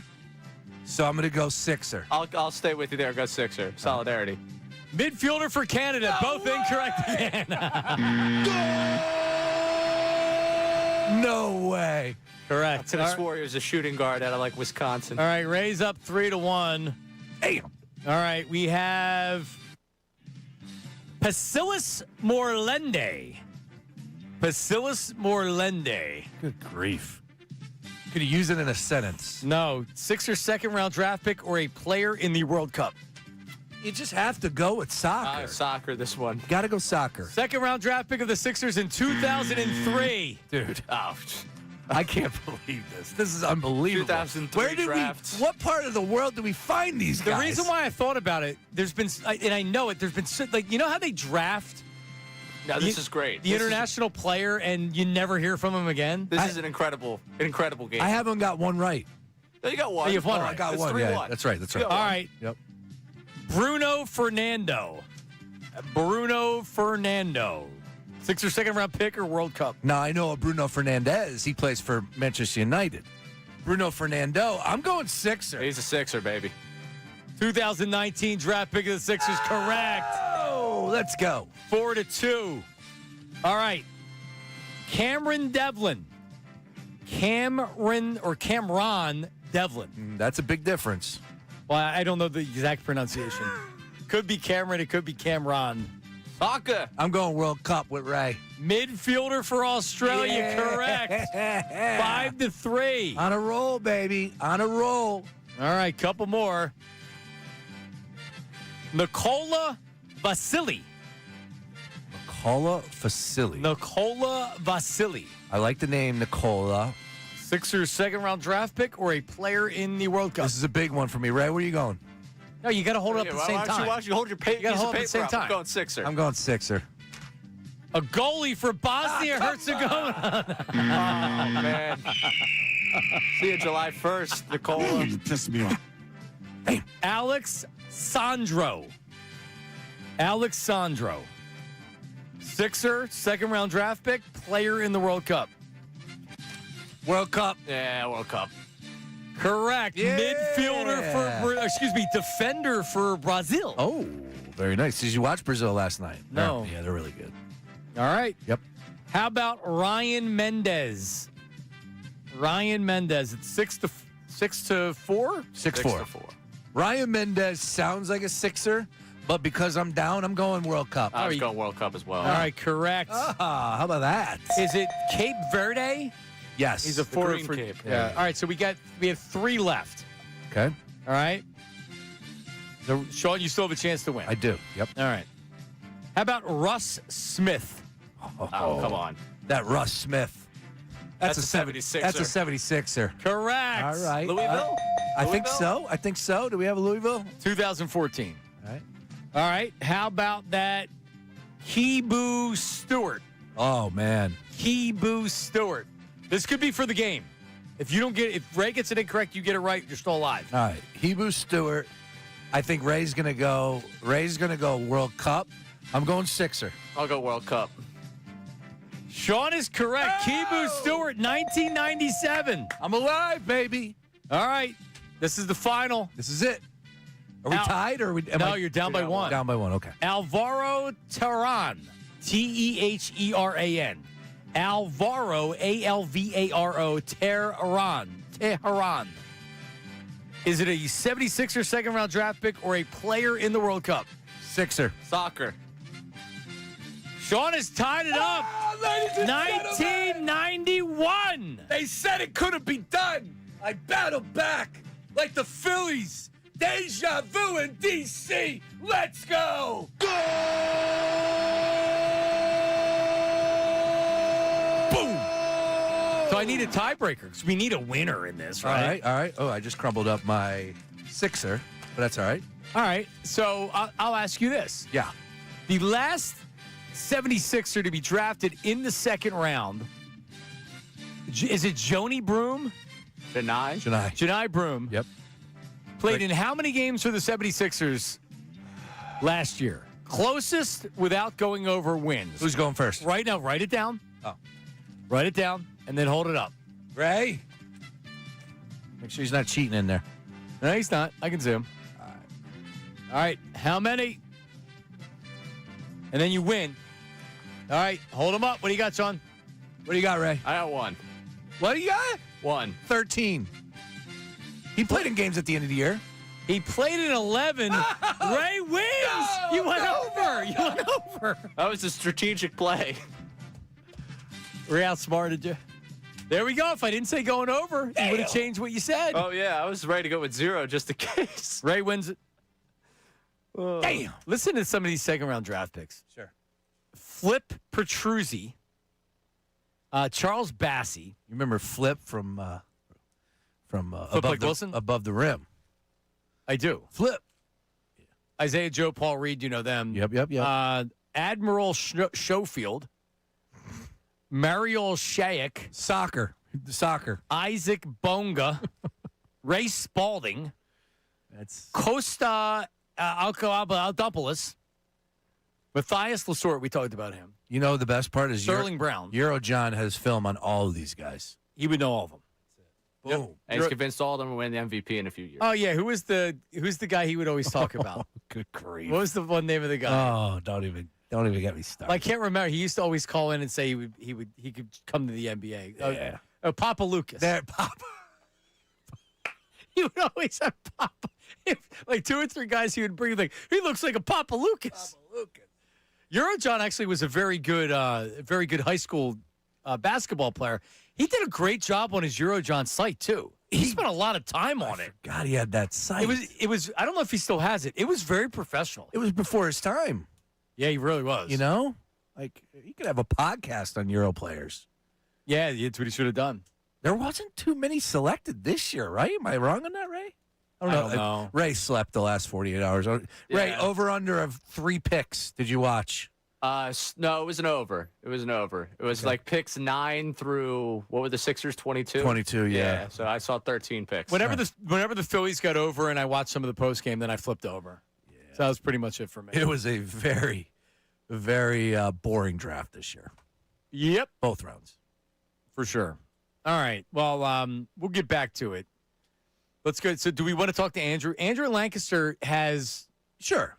Because, I mean, we're asking for... We're not the typical radio show to where we need really, like, hard sports points and, like, great debate. We love that kind of stuff, but we like to be diverse. So we welcome some of the wackos to call in on the show. We like that. But also, Andrew had an unpleasant experience at a Phillies game. Let's see what he has to say. Andrew in Lancaster, go ahead. Hey, thanks, guys. Appreciate it. Actually, the Bosnian goalie was great radio. Thank you. I'm a combat vet. I got sent to Bosnia. And to say good day in Bosnian, it's Dobro dan. But that guy, that goalie that you guys were talking about, he had a great name, just like Rico Bronya. Oh, yeah. Love Rico that Bronya. name. Rico Bronya. Yeah, Rico Bronya. Well, Andrew, thank you. By the way, thank you for your service. Yes, sir. We appreciate Sure. you, buddy. Thank you. It's on your mind. And I appreciate your radio and the kind of radio you guys do, so that's why I called. All right. Because no one at the Phillies wants to hear what I had to say. So yeah, I had a partial season ticket guy, been sitting in the same section for years, and had an Army vet buddy with me at the Met series, and he's a Met fan. I know. But it's like way before the game even started, and 5 guys in their 20s came in, obviously inebriated prior to the game, and they just had a few choice words for my Met fan buddy. That's okay. It's all good and well. But as the game continued on, they were out of line. And there was 2 moms and a 9-year-old girl sitting in front of them, and they just kept getting more and more. What section? Were you? You don't have to give the section. Were you up high, or were you? No. I do. All right, so you were next to the bullpen. Okay. All right, and you complained. You complained to the ushers, and they didn't do anything about it. I went to the usher, and said, "Hey, I think these guys had a little too much. They're kind of, out of line. Yada yada yada." The usher basically blew me off, and then later in the game, they did become obtrusive, and ushers came down, removed some of them, and then the ushers let them come back into the game. Had a stern talking to him. Yeah. I don't know what happened. Yeah. Well, Andrew, listen. So Listen. Just hang on a second. It sounded, and we appreciate it. It sounded like you had an unpleasant experience, and you didn't get what you were looking for out of it. Well, can't you text? Yeah, you can do that. That's a good call by you. Yep, there is that number, and they do flash it a lot, and it's unfortunate because idiots ruin everything, right? And there's idiots at every ballpark. What I would tell people now more than ever is I know that teams don't want to deal with this more, right? Like they want everyone to get along. So if you said, I'm not comfortable being around these guys, I need to find somewhere else to sit, most of the time they will work with you on that. I have seen 2 instances in the last 2 years where I've been at concerts and there's been people dancing in front of them and I'm not dancing. I'm these people are enjoying themselves. They should be able to dance. And the ushers have been come on, we'll move you up. We'll move you to a different seat. Right. So, there's ways to go about it. I know it's unfortunate. And, dude, those ushers are doing the best they can. They're doing the best of the job they can, right? Even if they're wearing a Phillies uniform, if they're acting like idiots, they will throw them out. They don't care. Yeah, that's always been my experience is that if people get out of line, because think about what happened with the Flyers. Supposedly, the guys were chanting, they threw out Flyers fans. So I've been to games with my kids. I don't need the F word flying around with my 5-year-old. My older girls or whatever. I don't think it's necessary. I also realize you're at a sporting event and that's going to happen. Correct. That's fine. Anytime that you get drunk and disorderly, I ain't having that.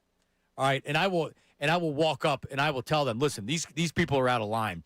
Get them out of here. Yeah, I will. I want people to be able to come, drink, have fun. You drop a couple F-bombs or whatever. Whatever. It's the nature of what you're doing, right? By the bullpen, though, you are in a little bit of. But I've sat there recently. Yeah. And we didn't.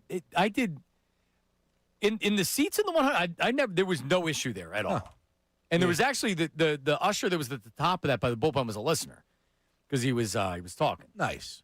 Yeah, it's. I'm sorry, Andrew, man. It stinks, and unfortunately, I'm sure if those kids knew, you guys are good people, they wouldn't have acted like that. But they only see red because of the Mets uniform, and they're gonna let you have it. Hey, here's another thing I'm gonna tell people: if you're an opposing fan, if you don't wear the jersey of the team, nobody will know. Right. And you can go about your business and having a good old day at the yard. You can even cheer. And people won't care. But if you wear the opposing team's colors in the Citizens Bank Park or Lincoln Financial Field or who cares about Sixers, right? Bottom line is you're going to get it. You're going to get knuckleheads that some people will have fun with you. Yep. Other people will not have fun with you. Just don't wear stuff. And you know what? It's one of the reasons why I don't want to go down the Mets games. I don't want to go to Eagles games because that's what you get. Yeah, just you wear normal clothes, you roll in, you roll right out. No one's going to say a word to you. Pretty much. Yep. All right, coming up. So speaking of the fans, there's a former Eagle, Bryce Huff, talked about his time in Philly, and he did not like the fans or the organization. We have sound for that. Also, we could update you. Petrilli is competing in the Beer Bowl, and we have, through the power of social media, we have some of the events that they're doing down there. Whoa. We'll update you on that coming up next. Middays with Marks, 97.5 The Fanatic. Now on 97.5 The Fanatic Sports Update. Another comeback win. I'm Ray Dunn with this Fanatic Sports Update. And the Phillies with another comeback win last night. They win 5-4 over the Nationals. Derek Hill pinch hitting down to their last out, down a run, and this happened. And the pitch. Swing and a fly ball. Right field. It's deep. Wood going back toward the wall. It is gone. Hill, a 2-run pinch hit home run. With the win and a Braves loss, the Phillies 4.5 games out of the top spot in the NL East. Elsewhere, the 76ers didn't make a pick in the second round of the NBA draft last night. LeBaron Philon, the sole pick for the 76ers. We spoke earlier in the show to his high school coach, David Armstrong. You can listen to that conversation on our website, the Fanatic app, or our YouTube channel. Flyers made a trade today, trading Garnet Hathaway and a 2026 6th-round pick to Florida for a 2026 5th-round pick and a 2027 4th-round pick. Connor Thomas will be live tomorrow night at 7:30 with a Flyers draft special. This update is brought by Mattress Firm. Need better rest? Let Mattress Firm sleep experts match you with the perfect bed at the July 4th sale. They make sleep easy. I'm Ray Dunn on your home for the Sixers, Flyers, and the Union. 97.5 The Fanatic and the Fanatic app.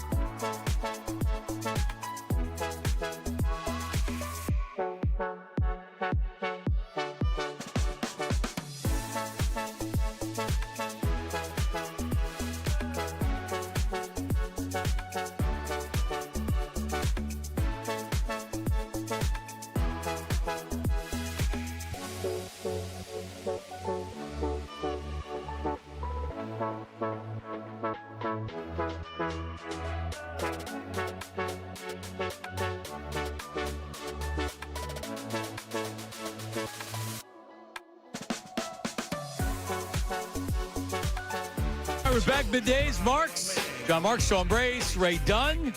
Shout out to Nifty 50s, who, and they do it right when they do a food drop. It's what we call in the business.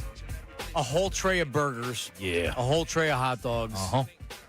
A dozen of their shakes, like each variety of the. They have such good shakes there. They have a crimpet shake where there's literally like a crimpet that's jammed in the shake. Dude.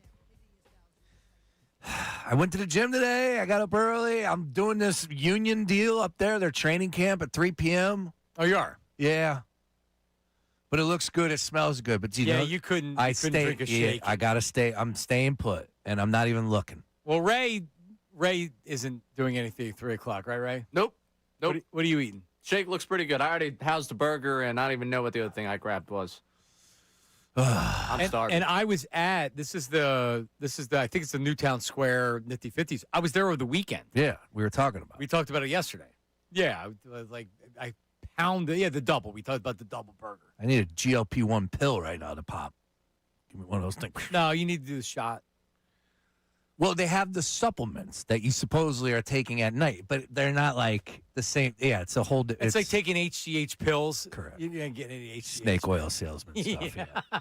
I know. It's either you're gonna go big or go home. Take the real HGH because you ain't getting HGH. No, I know. Look, right now, the mind is a powerful tool. I got to use it. All right. But it did smell good, man. Yeah, it was good. So shout out to Nifty 50s. Smell like buffalo tenders. Are they out there? They're like wings. They have good chicken. They're like half in between a tender and a nugget. They're good. I had them over the weekend again. Okay. Very good. Very nice. All right, there you go. So I didn't even hear the sound, but I know Bryce Huff is talking. Remember when he retired? Didn't he have like did he rip Philadelphia, or he just talked about why he retired? I don't know. Like he seems like he's not troubled but emotional. And it's funny because when he retired, I go, oh, okay, well, that makes sense. Like, it came off that he was a smart dude. Like, he had good things going off the field. Yeah, that's right. He has a business or something that he was doing. But then it's probably crypto or whatever and that nonsense. But this video is just completely crazy. All right, so here's former Eagle Bryce Huff. Here it is. Goes to Philly, signs a huge deal with them. At what point did you know vibes were off? First week of camp. Why was that? For the fans especially, they take pride in going after people. They're ass. Yeah, they know it. How does that feel to even have a Super ring that, in a way, you didn't get to really contribute? It's cool to have. It's cool to say, I was part of a Super Bowl winning team. But, the way that went down, me finding out that I wasn't playing, I lost so much respect for people involved. All right. Okay. Whatever. Yeah, I thought that was a little bit stronger, I guess. I breezed through it. Somebody tweeted it to me. I pressed play. Because he says within the first week, fans don't know who you are or that you're not a bust yet. Do I think it was fun for Bryce Huff to be in Philadelphia after he sucked? No, of course not. No. Now, would he rather give the money back and not have went through the poor time in Philadelphia? You know why? He got a pretty nice contract from the Eagles. It's one of Howie's few misses. It was a big one, too. Very true. Very true. There was reason to believe that he was going to come down here and be pretty good at what he was doing. He had 10 sacks the previous season that the Eagles picked him up. Of course, you have those connections between who's the big bald dude that was taking over for the Joe Douglas. Thank you. So you had the connections there. I'm sure his word backed it up, make the move, and dude didn't deliver. But I thought he was a smart guy off the field. He's moving on. Yeah, that clip wasn't all that bad. Hell of a question, though. Hey, what's it like to get a Super Bowl ring when you didn't do a damn thing? Wow. Nice work. Yeah, and I'm sure you listen to that podcast on a regular basis he was on, Ray. Oh, yeah, the Caps Off podcast. Oh, Caps Off. Yeah. Is that his podcast? No. I was going to say. Huge fan of Caps Off. I doubt he's going back on that podcast. I was asked that question by some, NARP, non-athletic regular person. I'd be sitting there like, you kidding me? NARP. Never heard that before. I would not dare to throw. You guys haven't heard NARP? No, you got two NARPs over here. Yeah. Oh, that's what the athletes call us. Non-athletic regular really? person. That was a college thing. I lived in a building that had athletes, and we were the NARPs. Huh. They were the ones that played football. All NARPed up. Yeah. Well, Bryce Huff has his location on LinkedIn as Philadelphia. I don't know if he just hasn't changed it, but maybe he should, if he wants to have his business here, maybe he shouldn't rip the city. It's not easy to play in Philadelphia. It's not easy to play in Philadelphia if you sign a big free agent contract with expectations and you don't live up to it. Oh. I get it. He complained about the organization, that he doesn't have respect for him. I mean, I don't know. Did they have the Turk tell him he wasn't playing in the game? It's not like he was really ever playing at that point. The Turk? The Turk is a term that football players use for the guy that gives you the slip. Go see somebody because you're about to get cut. Cut, okay. So I don't know if they still call them the Turk, but like Glenn Foley used to always talk about the Turk. No one wanted to see the Turk because it's just some personnel that works for some guy that works for the team, and they're known as the Turk. Not Lou Turks. Not Lou Turks. I think a great movie, Major League, and remember how they get around the locker. It's the same thing, and then they would just remember Serrano had the snake, and you put the white thing on the locker. And you open it up, and there's no because Jake Taylor goes 1 more year. He opens up the locker. Remember how they got Charlie Sheen, right? Well, he started fighting him. Yeah, he fought him. Because they tricked him. He went in to Roger Lou Dorn. Yeah, he went in the Brown's office, and he's like, I think someone's pulling your leg. And he goes like USOB, UMF, or I'm going to come back and shove it up your keister. Yes. And then they go, you made the team. Yeah. And then Dorn was laughing at him or something, so he went sprinting out, and he got into a fight with Dorn, Roger Dorn. So good. Major League classic. Ray, you ever see it? No. You've never seen Major League? You know what? I don't know if a 25-year-old that watched Major League would think it was funny. No way. No way. Dude, it's pretty campy. I mean, it hits for us. The only thing I would tell you is it gets sappy and a little weird. Think about it. He followed the lady home in the bullpen cart, snuck into her house. That's a little creepy. Tom Berenger, who was Jake Taylor. I was Rene Russo. Yeah, I'm a big Renee fan. Absolutely. Who isn't? Little girl next door type, but beautiful. Oh, absolutely gorgeous. Now, I'm all about, trying some things to get a lady's attention, but sneaking in her house is just one step too far. Well, it's not Revenge of the Nerds where, it was like, was it implying like they were raping women? Whoa. I don't. I remember Revenge of the Nerds. I don't remember Revenge of the Nerds. The guy just died. Yeah. Ogre. Yeah. Nerds. I don't remember any of that. But Major League's a good movie, Ray. You should watch it. Check it out, Ray. And The Sopranos. Yeah. Watch it all. Wire as well. Get back to I'm sure. He's too busy getting drunk at night. He doesn't have time for that stuff. Ray. When do you get back on the horse? Hey, Ray. Probably tonight. Tonight. Yeah, if I had to guess. Buddy's birthday at midnight, so. I'll watch the game with you tonight. Where are you going to go? It is a Thursday night, 10 o'clock game. Yeah, it's not even so much the game. Game's kind of meaningless. But it also gives you a reason to. Not meaningless. What does it mean? What does it mean? It's a World Cup game. Yeah. What are the stakes? You guys are getting fat on me. Like, you are the definition of getting fat. This is a World Cup I just had game. a little nifty 50s. All right, so hang on a second. So Ray says it's meaningless. So the game would have to have meaning for it not to be meaningless. Yes. What is the meaning of the game? If they win, does it do anything? No. If they lose, does it do anything? No. So it's meaningless. No. I'll watch the game. I'm telling you, I'm not. Boys, what are we doing tonight for this one? Right, man. yeah, absolutely. I got to start rearranging my next Wednesday now at this point. You're damn right you do. 8 Yeah. p.m., July 1. Because we're advancing there, too, as well.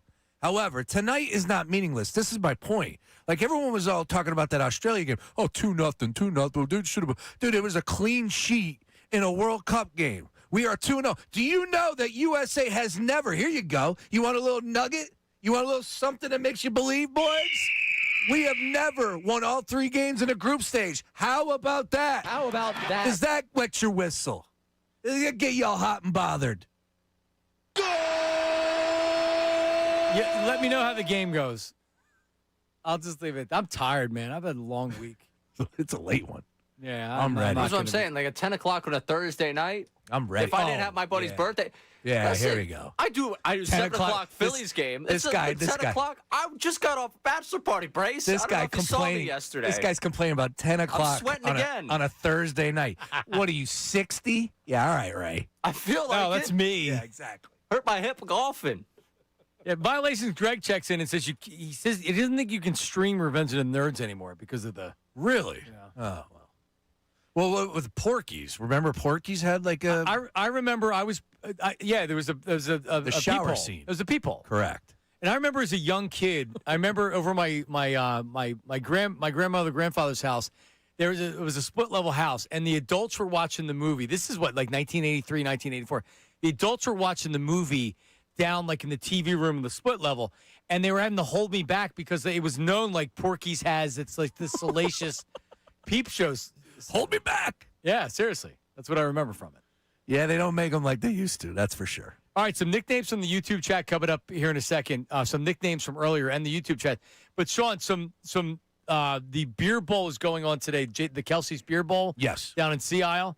And Brendan Petrilli, our own Brendan Petrilli, is participating in it. He's one of 16 teams competing for $50,000. $50K. So some of the things I saw, they're doing a keg toss. Did you see that? I did not see the keg toss. Kelsey did it. It's a keg toss, and it's not a full keg. There's no way they could throw it that far. But that sounds about right. And they have 1 million cheese balls in a big tank. Correct.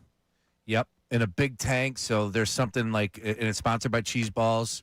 So something is buried in there, right? Got to find it. How about last night? And I don't want to speak out of turn, but I think last night there was an aquarium filled with garage beer. Makes sense. And it said if this empties, Jason Kelsey was going to donate $100K. Now, don't quote me on that because I don't know. Is it a feel factor? You could be wrong. I saw it, and then somebody said it on a video too as well. But that's a hell of a donation.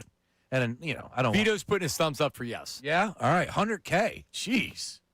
It's good to be Jason Kelsey. Dude, he's going to make more money off the field than on the field, and he made a lot of money on the field. Diana Rossini's making $800K. Yep. There you go. You know what? If you would have been a woman, Sean, you'd be making more money right now. What if I told you I once was? I wouldn't know what to say. That? Are you going to dress up like a woman and come in? I was supposed to be Shauna, believe it or not. My name was Shauna, but Sean is my name. Okay, well, what happened? I was a boy. Oh, all right. I thought there was a surgery or something. No, I was born a boy. They added something. My mom, we had a brother, Eric, rest in peace, but my mom wanted a girl. So they said it's going to be Shauna. And then, boom, in 1981, things were a lot different back in those days. Right. So they didn't. Did they have a gender reveal? What was the gender reveal they had for you? Yeah, you know what? Did your parents have a gender? Right. Did your parents have a gender reveal? No. Okay. No, that started last 15 years or so. Interesting. Yeah. Another thing we blame for social media. Coming up, YouTube chat recap, some of the great nicknames from we were talking about earlier. Middays and Marks. Okay. Listen, where's the damn commercial? I have a TV commercial coming up. Morgenstern Hair Restoration. Today's hair restoration is about keeping your hair. That's why more men out there, listen, if you need to get your hair back because you're already kind of gone, right? I had a hair transplant with Morgenstern, the team at Morgenstern Hair Restoration, and my hair looks great. But if you want to keep what you have, your existing hair, more men today start treatment earlier, and it's all about where you go. So don't rely on an algorithm or some ad you see on Facebook. Morgenstern Hair Restoration, the experts in the industry. It's all about prevention today. Topical treatments, medications, non-invasive options that I use myself because the hair that I have, and I have a great head of hair, I want to keep it, right? Trust a team with more than 30 years of experience in hair restoration. That is Morgenstern Hair Restoration. And now there are 3 locations to serve you in Pennsylvania. Ballard, Kenwood, Wayne, Pennsylvania, and Lancaster. MorgensternHair.com, Morgan with an E, MorgensternHair.com, or call them and say, hey, I hear Johnny Marks talking about you all the time. 610-831-HAIR, 610-831-HAIR, MorgensternHair.com. ESP.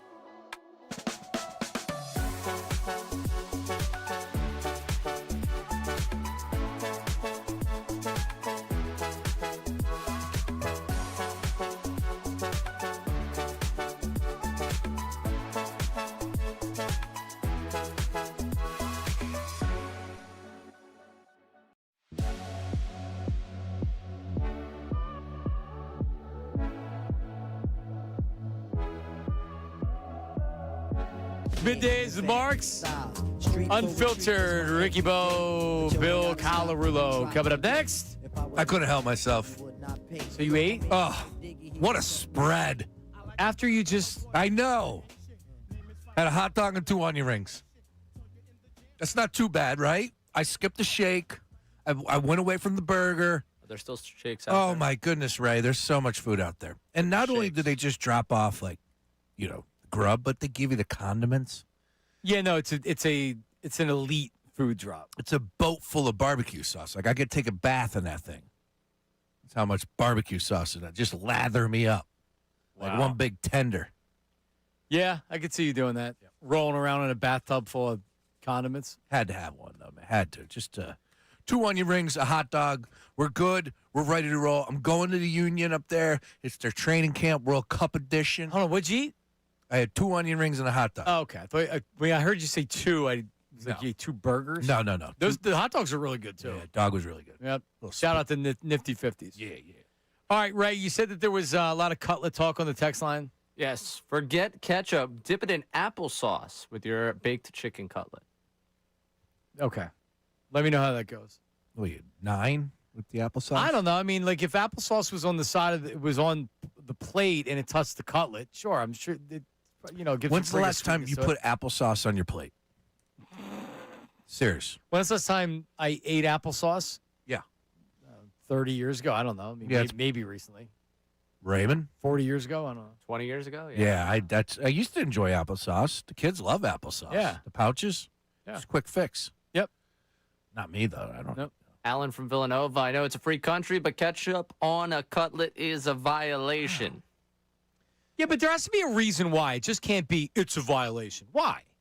Anybody can say it's a violation, but why? Right? Because it's too much of a delicacy. Like putting ketchup on steak, okay.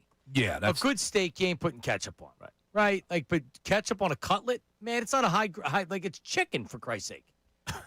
Right? Yeah. Like, what are we talking about? Yeah. Not even filet. Yeah, come on now. Another texter, mustard only on a hot dog. I don't even let my kids put ketchup on a hot dog, and ketchup on a cutlet is a no for me, dog. Right. No surprise that the mustard only crowd is also the no ketchup on a cutlet crowd.